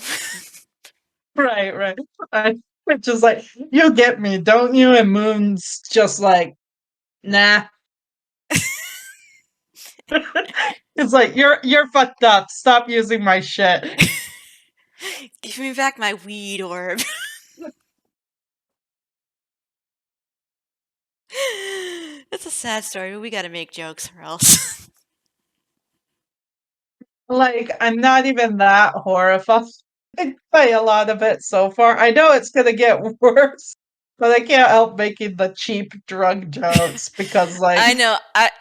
It's mainly feelsy, and then there's the lucid trips. right. Well, like, this feels like a Dare PSA. Do you remember Dare? I don't. It's the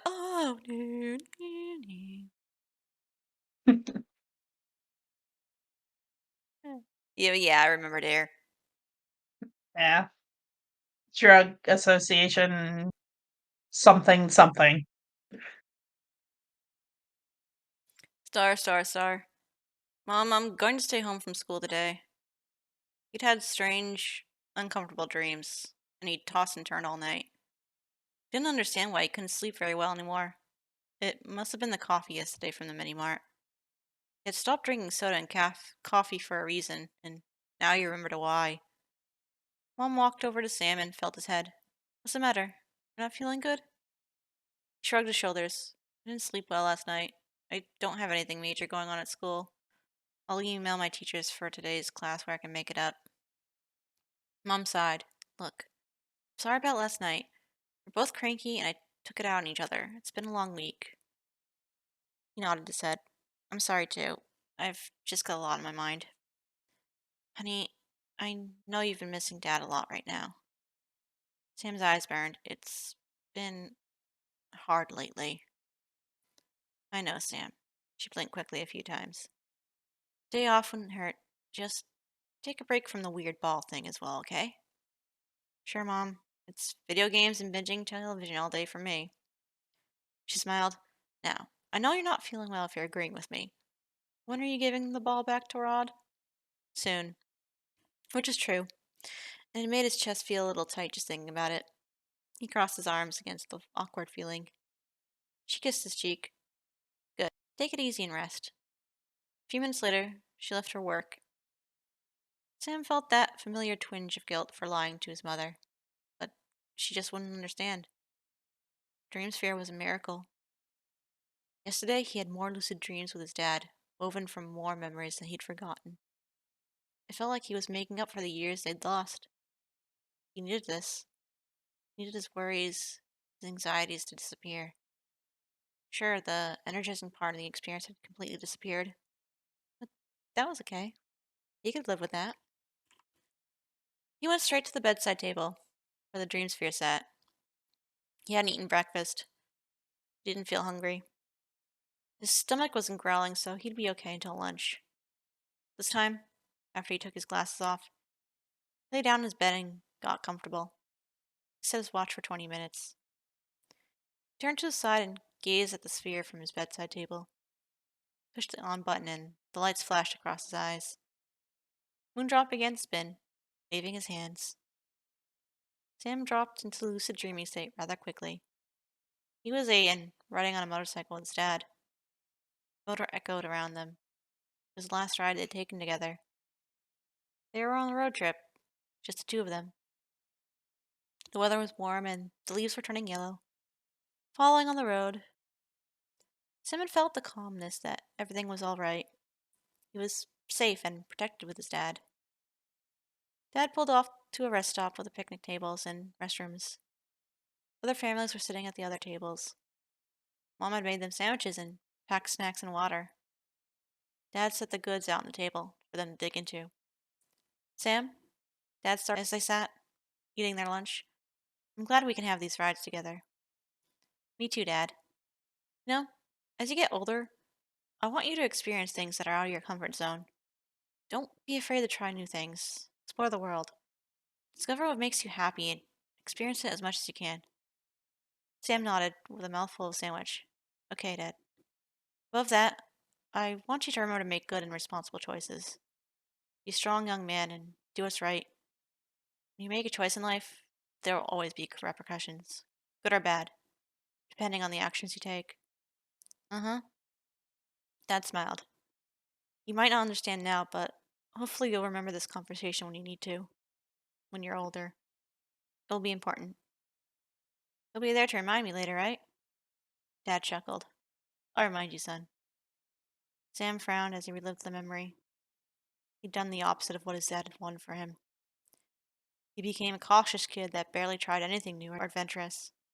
It all started when he lost his dad from the motorcycle accident. He'd known motorcycles weren't the safest form of transportation, but he hadn't thought anything bad could happen to him or his dad. But it had. He tried to be careful from then on out.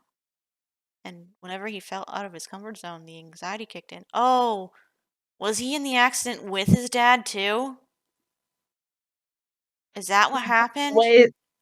By the way that they're phrasing it, it sounds like he might have been. Oh, so yeah, that would make it extra his behavior extra Like, trauma related. right, like, it's, like, totally believable now why he's like that, shares stories like that, and why he, can't really remember anything about his dad, like, at all. He just remembers that motorcycle accident that they were both in and how it took his dad away from him. Right, because like, he lost his dad when he was in 3rd grade. And he's like 18 now, so it was over 7 years ago. Right. But, like, he repressed everything. He didn't Yeah. have, like, time to grieve. No. Well, he said his mom helped him grieve, but his grieving was probably like suppressing everything and It just was probably, like, a lot of, like, surface level sad, because I know that, my sister, when our dad died, like, she didn't really process, like, the grief or reality of it until, like, later, but not as it was happening, so, like, I was often mad at her a lot of the time because, like, I was just, like, so emotional and distraught and just, like, I couldn't function as a person, and she seemed to be doing fine, but my mom kept assuring me that she wasn't fine, but, like, I was just, like, angry and, like, lashing out at my whole family a lot, so mm, everyone grieves differently. yeah. It took me a bit to, like, realize that because I was just, like, in my own headspace too much, you know? Mm-hmm. Mhm. But it had, so he'd try to be careful from there on out. Whenever he fell out of his comfort zone, the anxiety kicked in. His dad had been his sense of safety. Without him, Sam had built himself a cocoon. He felt that if he made him, but what he hadn't realized was that he was depriving himself of new experiences that could turn out okay. Experiences that could bring him some of that joy that he'd lost when Dad had gone. Didn't want to be a disappointment to his dad. Wanted to be a kid that Dad could be proud of. Wanted to feel secure enough to take action and do fun things like go on spontaneous adventures with his friends. Ask a girl to prom, maybe. Felt he hadn't been the strong young man who made good choices that his dad wanted him to be. Not when he was planning out each and every move in his life with the fear that something could go wrong or something bad could happen to him. The alarm on his wristwatch sounded. Beep, beep. Sam tried to reach the click off the dream sphere, but it was as if he couldn't lift his arm from his bed. Hey, thought, what's the matter with me? The memory shifted. He was back at their old house. He sat at the kitchen table eating cereal before going to school. The television was on in the living room. Dad was saying goodbye before he headed out to work. See you later, buddy, he told Sam, and ruffled his hair with his hand. Sam nodded his head. Yay. Love you, son. Sam was too enthralled in the TV to answer. In the distance, he heard the motorcycle rumble. No, Sam said, trying to pull himself out of the lucid dream. Didn't want to experience this memory. Oh, okay, so he wasn't in Mm, the accident with him, okay.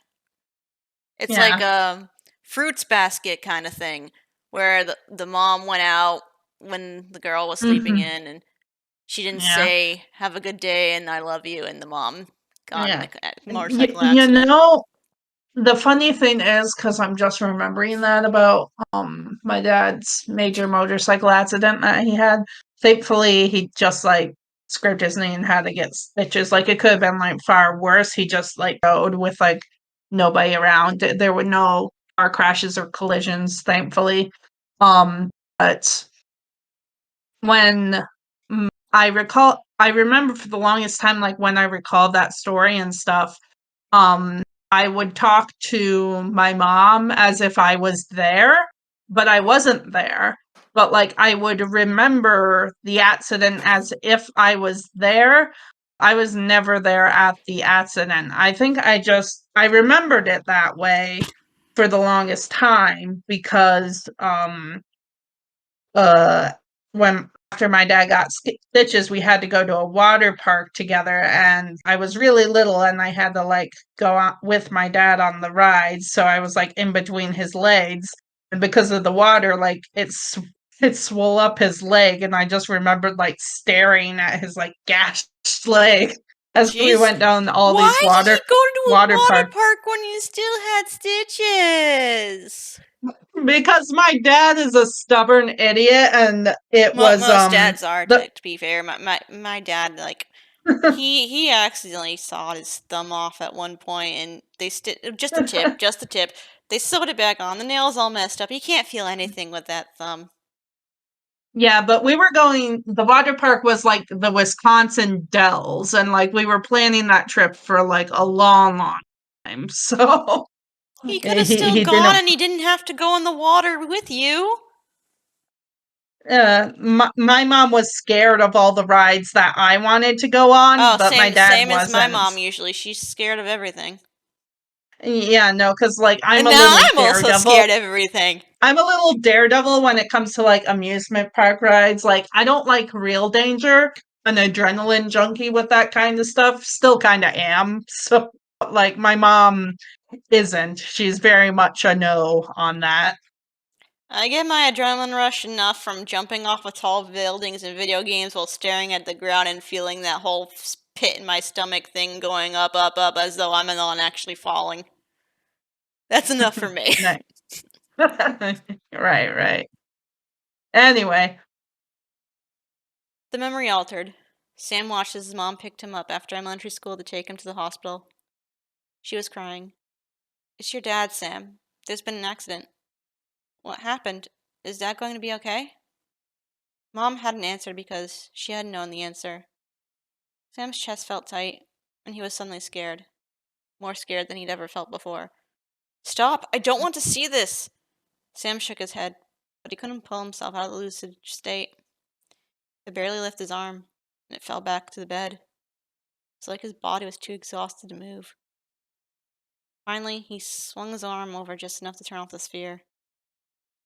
He sat up and blinked and took a breath. His mom burst through the bedroom door. Sam jumped from his just bed. a moment. Hmm?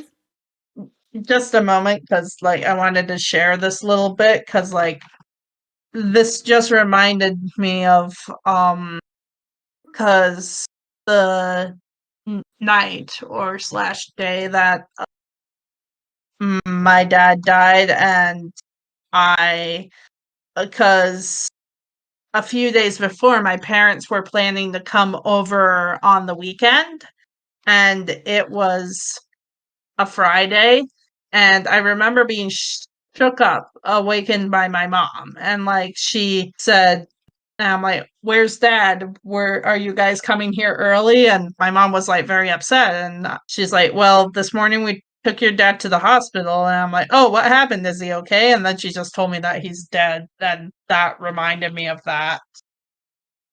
I'm sorry. No, it's okay. It's just like it just reminded me of that. She's just like I'm not sure who written this short story, but I feel like whoever did lost a parent at like a really young age and put it into this because it feels very real, like moments of it, you know? Mm-hmm. He sat up and blinked and took a breath, and his mom burst through his bedroom door. Sam jumped from his bed. Mom! Mom was disheveled and crying, but she looked younger still. It's your dad, Sam. There's been an accident. What? Sam's eyes widened. He jerked his head toward the dream sphere. Moondrop was still in. Then the little gesture was slowly turning again as lights flashed from the sphere. Sam looked down at the bed and saw himself still in a trance. What's going on? What's happening? He looked back at his mom and was sucked into a memory. He was back to his younger self, watching his mom pace the floor of the hospital. She kept wiping her fresh tears with a crushed tissue. The doctor walked into the room. His eyes were tired. Miss Barker, there was nothing more we could do for your husband. I'm sorry for your loss. Mom had crumpled before his eyes, and Sam had started to cry for his dad. Stop! Let me wake up for real this time. With all his strength, his hand down on the dream sphere button to turn it off. He was breathing hard. Sheen sweat had sprouted from his forehead. His hands were clenched into fists, and he was trembling. He looked at his arms and opened his hands. Was he really awake this time? He rubbed his face. He felt awake. He stood up, but he was weak and off balance, so he sat back down. He held his head up in his hands as it throbbed with an ache in the center of his forehead. Both of his eyes stung. His mouth felt dry. He wasn't sure how long he dreamt, but it had been over the 20 minutes that he had set his alarm. Something was definitely wrong, Sam realized. Since using the dream sphere, his sense of reality was blurring. He thought he'd awakened from the dream state when he really hadn't. It was like his control was slipping away. It's like that thing with the alcohol that he was talking about with the girl. Like, even a few sips can make you lose control, and a few sips leads to more than a few sips. Right. Remember how I said at the start that I thought he would get like addicted to this kind of thing He did. just because of like, yeah, just because like of his personality and that foreshadowing bit with the alcohol. Mm-hmm. Watch the dog bit come back, too. It was like his control was Mhm. slipping away. Not only that, but he was changing. He was breaking promises and skipping school. He'd been irritable at friends, and with his mom, he was lying to everyone. The urge to use his fear was always there. When he was at school, he was lying in bed at night. It was as if he couldn't stop using it, couldn't stop thinking about it. This isn't good. His dad warned him about making responsible choices. He had to give the sphere back to Rod today. He forced himself up. He walked to his mirror, and then he did a double take. His eyes were bright red in the outer corners. He moved closer to his mirror. Oh my gosh, he whispered as his pulse fluttered. There was blood in both his eyes. He'd read about blood vessels sometimes breaking in the eyes when strained or irritated. He paced back and forth for a moment and his chest tightened. What was he going to do? What would his mom say? Would she blame the sphere? It's normal, he murmured. It- Hmm? Would she blame the sphere? It's the sphere's fault you're like this. Stop using it. Why are you. Okay, whatever. It's okay, he murmured. My eyes will heal. I just have to get the sphere back to Rod. I have to get back to normal. And then I'll figure out something to tell Mom so that she doesn't freak out. He took a breath and went to the kitchen to make himself a healthy, gluten-free, dairy-free chicken salad with fresh fruit. He wasn't hungry, but he forced himself to eat. And he showered to wake himself up. Put some drops in his eyes, just in case it would help. He aired in shirt and pants and got dressed. Then grabbed the dream sphere and headed for Rod's house. Time to let go of Moondrop's dream sphere for good. Star, star, star. Sam knocked on the front door of Rod's house, but no one answered. He heard Brutus. Uh-oh. It's the dog. The dog parts. The dog thing. The dog face thing was foreshadowing too. I'm calling it. Like something is going to happen because Sam's demeanor is like, I think the dog is going to get bad vibes. Sam tried to handle in. The door opened. Oh. Someone had forgotten to lock the door. Brutus came to the threshold. Woo, woo, woo! Sam held up a hand. It's okay, boy. It's just me. It's Sam. Brutus tilted his large head. He seemed to recognize Sam as he then turned and ran or waddled off. Rod, you home? Sam called out as he walked into the house and closed the door. No answer. Hello? Mrs. and Mr. Dawson? It's just me, Sam. I came by to drop something off for Rod. It didn't seem like anyone was home. Sam glanced at his watch. The guys had just gotten out of class. It was too early. He got his phone and dialed Rod. Hello? Hey, Rod, I'm at your house. I'm returning the dream sphere. Sam, I wondered where you were today. Did I forget to lock the door again? Yeah, looks like. Mom's going to freak. That's cool, though. We gotta do a study session together. All of us. So kick back and wait for us. I knew Jules is ready for a turn with the sphere, too. You guys are headed here now? Should be there in about 25 minutes. Got to drop off a paper to a teacher and then we're coming to my house. I'll see you there, okay? Yeah, sounds good. Sam clicked off the call and set the sphere on Rod's coffee table.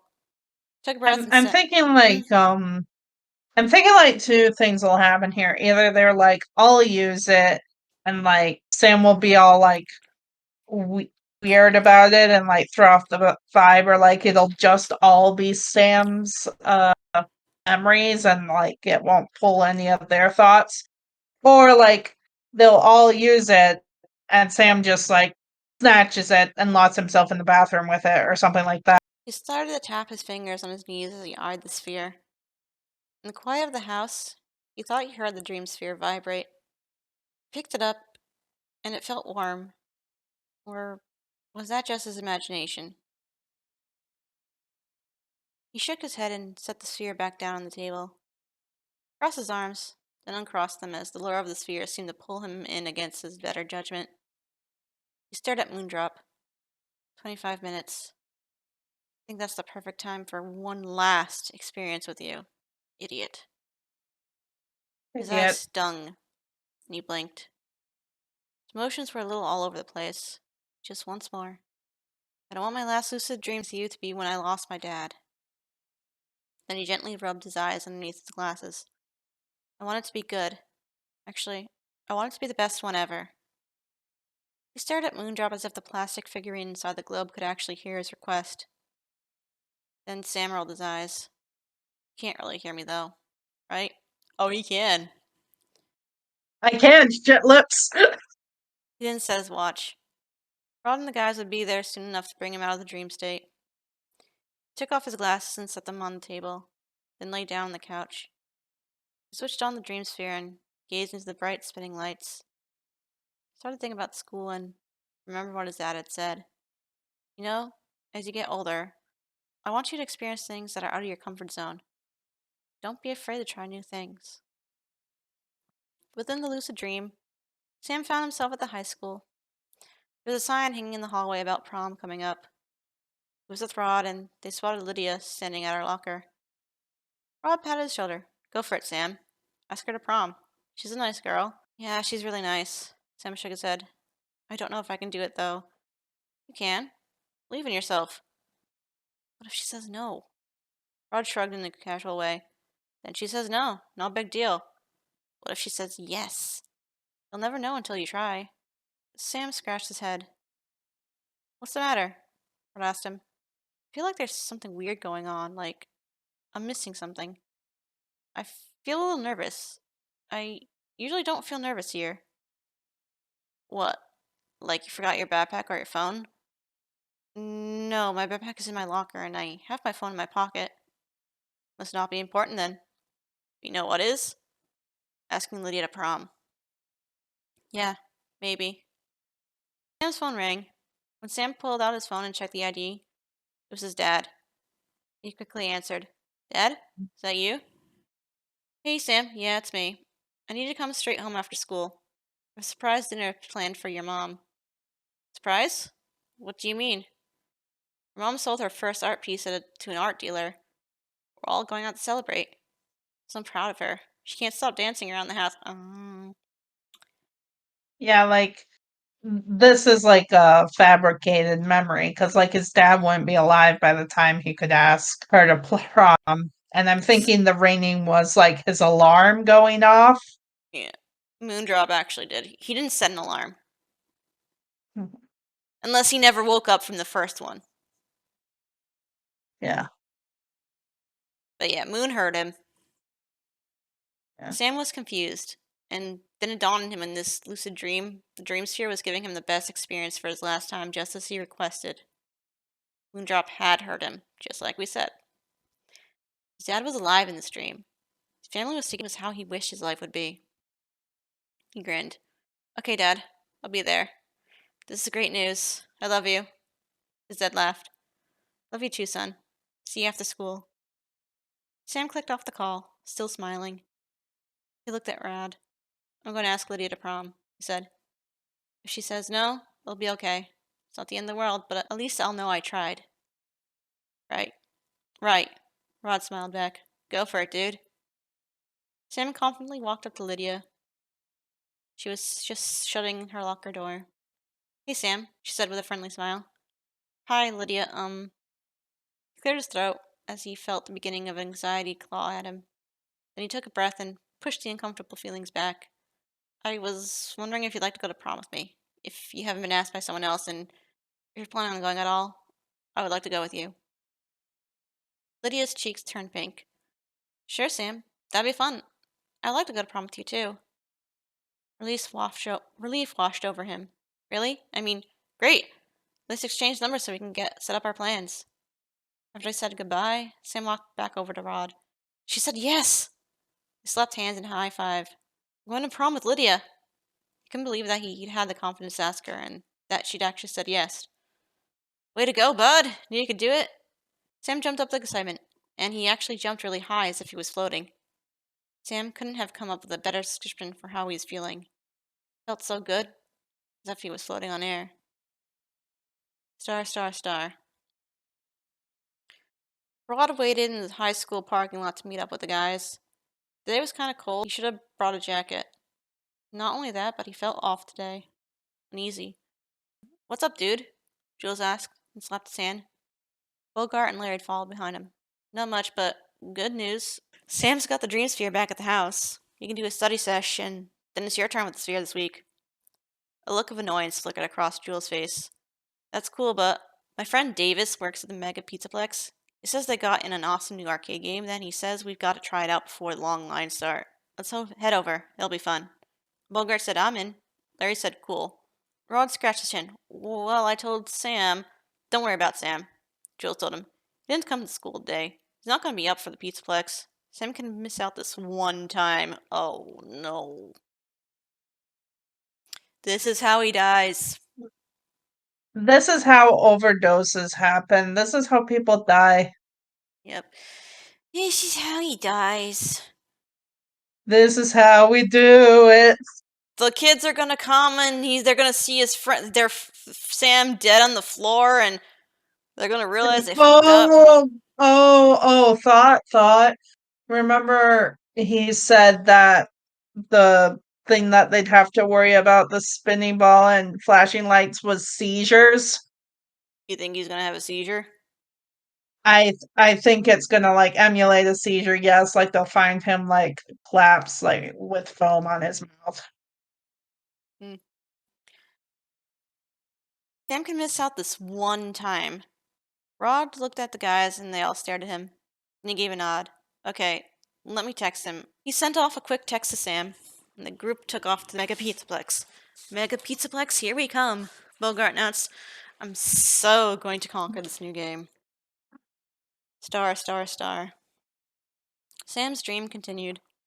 He heard his phone sound in the distance with a text, but he ignored it. Now it was testing day and he was taking his SAT. Apparently there were many answers he didn't know. He looked around and saw other kids biting their pencils, rubbing their heads, having some trouble with the questions like he was. But this was Sam's dream and he got what he wanted. His dad's voice drifted into his mind. I want you to remember to make good and responsible choices. Be a strong young man and do what's right. That was in real life, Sam reasoned. In his lucid dreams, he could pretty much do all he wanted without repercussions. I want to know all the correct answers to the SAT, he whispered. Information began to download into Sam's brain. His eyes widened as he suddenly knew all the answers to the questions. He zoomed through the essay questions like a champ. He strolled up to the teachers as everyone stared at him. You've completed the entire test? Mr. Hooligan! Hooligans! You hooligan! Miss Hooligan asked with an astonished expression. Sam handed over his test materials. Yes, I have. Thank you.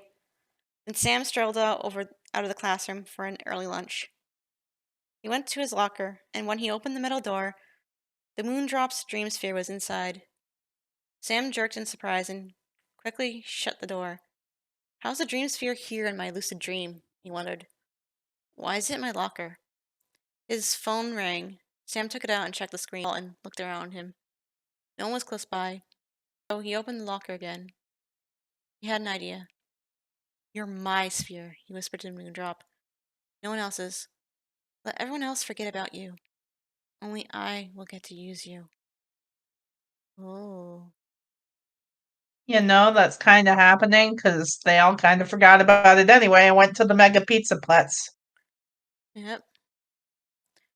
Also kind of funny. He spent this entire story missing his dad and wanted to spend more time with his dad. Dad calls. Not now! Moondrop's eyes flashed red. Sam smiled, took out his lunch and shut the door, then set off towards the bleachers. When Sam got there, the guys were talking about who was the strongest in the group. It has to be me, Jules said. I'd say I'm the strongest out of everyone. We all know I'm already the fastest. Maybe, Larry said. Could be a tie between you and Rod, Bogart suggested. Rod doesn't eat more than once a day, Jules said with a laugh. I eat when I'm hungry, Rod said with a shrug. Sam sat next to Rod and leaned in to answer. Hey, whose turn is it with the sphere? Rod frowned at him. What sphere? Sam tried not to smile. Never mind. Then he shifted towards Jules. Maybe I'm as strong as you. Jules laughed long and hard. Yeah, right. I don't think I've ever heard you tell a joke before, Sam. Good one. You're finally lightening up. He shrugged. We're the same height and build. Could be a draw. There's no way. Jules popped the chip into his mouth tense. Sam wasn't willing to back down in his own dream. Well, why don't we test it out? Ooh, this should be good, Bogart said, and adjusted his hat. Guys, take it easy. I don't want anyone to get hurt. Rod spoke up. It's all good. Right, Sam? Jules said with a twist of his lips. So we'll settle this. Let's arm wrestle. Jules tossed his chip bag and sat down on the bleacher, putting his elbow on the taller row, and then opened his hand. Or are you scared? I'm not scared. Sam got up and sat across from Jules, placing his elbow down on the bleacher and grabbed Jules' hand in a tight grip. Bogart covered their grip with his own, holding them evenly in the center. Okay, guys, let's see who's got the real muscle here. Ready? Go! Bogart released their hands, and Jules immediately put all his strength against Sam's. Sam held his ground, and their gripped hands struggled to stay in the middle. Yes, Jules was strong. In Sam's dream, Jules wasn't stronger than him. They struggled back and forth for a few moments. Then Sam adjusted his wrist and pushed with all he had against Jules' arm. Jules' face turned red. His arm began to shake. Sam gritted his teeth and shoved Jules' hand down on the bleacher and released. Sam wins! Sam's the strongest! Bogart shouted. Holy cow, what do you know? Crazy, Larry said. Sam grinned and shot his arms up in victory. Yes! I beat you! Jules scowled. I want a rematch. I had a cramp in my arm. 2 out of 3. Jules, come on, Rod said. Sam won. It's all good. Then a miracle happened. Jules shut his eyes, blew out a breath, and just let it go. Looked at Sam and nodded his head. You're right. It's cool, Sam. He offered his hand for a handshake. He won fair and square. Sam took the peace offering, shook hands, but he couldn't stop himself from getting in the last jab. Glad he accepted I'm stronger than you. Jules scowled. Sam smiled. The phone rang again. Sam mentally pulled back from his lucid dream. Wait, he thought. Is that Rod's house phone ringing? Where were Rad and the guys? Shouldn't they have been at the Dawson's house by now? Sam tried to pull himself out of the lucid dream to turn off the dream sphere. But he couldn't move. He could hear a few birds outside Rod's house. Someone started up a lawnmower. He could even hear his own breaths. He tried to lift his hand from the couch. They wouldn't budge. This isn't funny, he said aloud in the dream. What's not funny? Dream Rod asked him with a frown. Let me out! Sam struggled to move his entire body back on Rod's couch. It was like he was frozen stiff. Then something that had been bothering Sam finally bubbled in his brain. He hadn't plugged the dream sphere. He hadn't plugged in the dream sphere. He'd forgotten. But it started spinning on its own anyway. How the heck was the dream sphere working by itself? Woof. Sam's eyes widened. Brutus! He yelled out with dread. Don't come near me! What's the matter with you, dude? Bogart asked from the bleachers. Chill out. Brutus isn't here. Rod told Sam. He's at my house. There's nothing to worry about. You're good. Wake up! Sam yelled to himself as he stood up on the bleachers and ran down as fast as he could. Started to pinch his arms. Yeah, you know what? You know that thing where, like, if you die in the dream, then you die? I have a feeling that he's gonna jump from, like, a tall height to try and get himself to wake just he dies. Mm-hmm. He rubbed his face with his head, and his head. He even slapped himself, trying to wake himself up. He could feel his heart pound in his chest as he started to blink really fast. Please wake up. I won't use the dream sphere anymore. I know I was using it too much. I wasn't making good and responsible choices. I know. Please, just let me wake up. He felt a sharp pain on his ear. He slapped a hand there. Ow! He heard the guys call from the bleachers. He ignored it. He needed to wake up from the dream state. He needed to be back in his real life reality. A terrible pain erupted on his cheek. Oh no, the dog is actually eating his face. Why does that dog do that? No, but it's like the story he was mentioning earlier. His dad had a friend who was drunk and passed out on the couch, and the dog ate his face.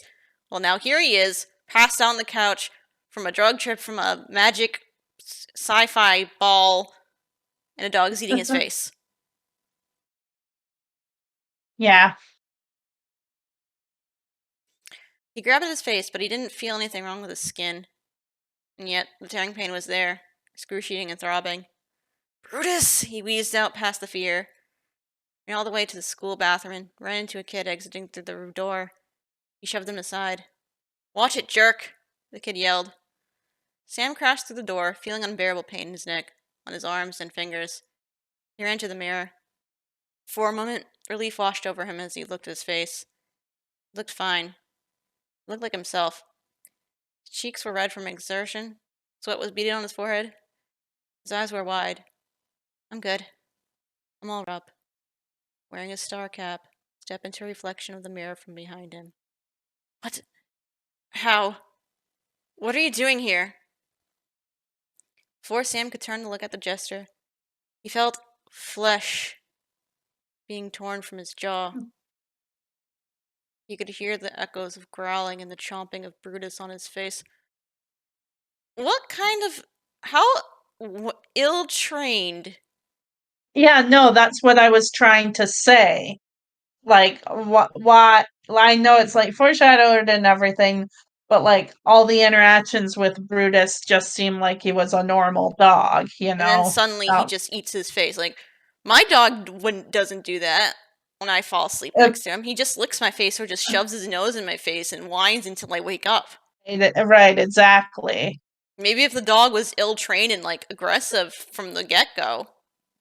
Yeah, but they never gave any indication that the dog was ill-trained or anything. And I Yeah. don't think that breed is commonly, like, an attack dog or, like, has I'm gonna look it up again. problems I'm or gonna look it up. What was the dog breed again? I have it on my Google history. It's a Catahoula leopard dog. It's a herding dog. So it is a herding dog, and herding dogs are, like, known to nip. Nip, but not, like, actually chew people's faces off. Yeah, like, I would almost it's, like whatever, continue. Dog eating his face, let's go.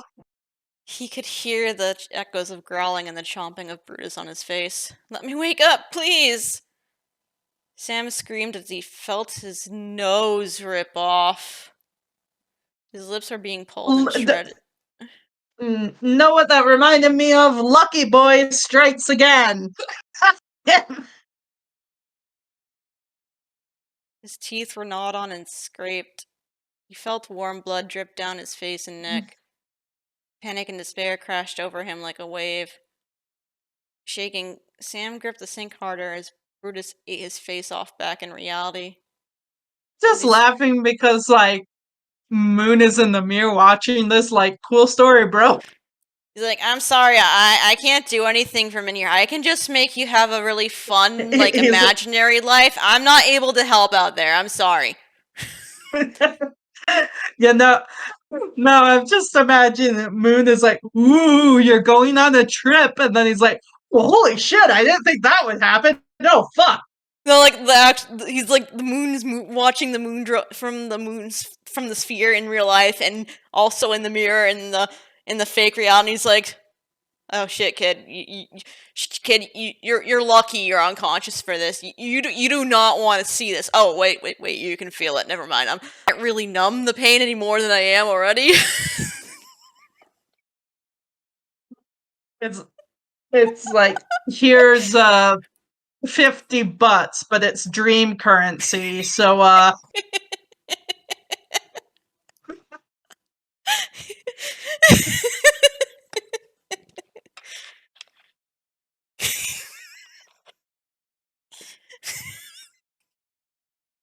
Hold on, I need a drink. sorry. I don't know why this one is bringing out the jokes in me. It's just Moondrop, but he's very silent in this. He'll probably say something at the end, though. Well, I mean, it makes sense because Jester, clown, of course, would make jokes. Right. Panic and despair crashed over him like a wave. Shaking, Sam gripped the sink harder as Brutus ate his face off back in reality. But as he stared into the mirror, nothing was visibly wrong. Sam screamed one name, Brutus! In the mirror, Moondrop had a smile on his face, half of it hidden in the shadows. Jester waved. The bell on his wrist chimed. Then Sam went very still. He let go of the sink and stood up straight. Terror disappeared. He felt completely calm and at peace. He turned and smiled at Moondrop. Everything's fine, Sam said with wide eyes. Moondrop turned to walk out of the door. Sam followed Moondrop to see what new adventure they would create together. Meanwhile, on Rod's coffee table, Moondrop continued to turn gleefully in a circle, waving his hands, and then slowly stopped. And then he just never woke up. Well, he kind of died from blood loss and having his face eaten, and then the kids, the boys came home, were horrified and traumatized because their friend died. The dog was likely put down for eating the kid's face, as usually happens in these scenarios. And basically, it's just a bad time all around. And just a bad time for everyone, except Moondrop, who's having the time of his life, dream hopping with this kid. I got me a sidekick. This was a weird one, but it wasn't like off the walls. I think it was actually pretty well done, like the grief and build up Yeah. and foreshadowing of events. Like it was pretty well constructed, actually. Yeah. Still, though, that ending with the dog in the face. Yeah. Like, I find it weird because I know it was foreshadowed, but the dog was acting like a normal, well-behaved dog. No, I'm with you on that one because it was foreshadowed a bit, but like not with the behavior of the dog. Just in the story he told. Oh, What? you know, I had a thought when they use the dream sphere, it's just the people within the vicinity of the dream sphere, right? That are using it. What if the dog seeing a dream too? Because remember, it foreshadowed that he liked chewing on his toy. He probably thinks that he's just a big toy that he's chewing on. Because, like, he's like, "Hi, Brutus," and kind of Yeah, and shooed Brutus him was away. But like, outside last time. yeah, Brutus was outside the last time, so like, and it's not like the dog is gonna like understand. Like, I see what like, I remember when my dog thought he was like chasing something when he sleeps, and he was a border collie mix, so sometimes he would nip in his sleep too. So So yeah, it's So it's not a case of the dog just suddenly turning aggressive and deciding to eat his face. No, it's a case of the no. dog also being affected by this dream sphere and thinking he's eating a tasty steak or just chewing on the biggest toy. Right. That's probably 100% what happened, because like he did kind of shoo the dog away, but he wasn't paying attention to the dog. He was focused on getting that dream bits, you know. So when they come back, their friend is going to be dead. The dog's going to be chewing on literally everything in sight, and also probably dead because it's going to end up chewing something it shouldn't eat. So still, bad time all around. So yeah, bad time all around. Well done story, bad time all around. Not what I was Wonder what- expecting from a Moon story, honestly. Yeah, Moon doesn't even talk in this one. No. You know, he just kind of He just smiles. stands there and smiles like a little creepazoid. But then again, he's like that in the game too. He doesn't always talk. He just stands there and dances. Yeah, Moon has more laughing sounds than the game. And knock jokes that Gregory never answers. Which he should. They're probably good.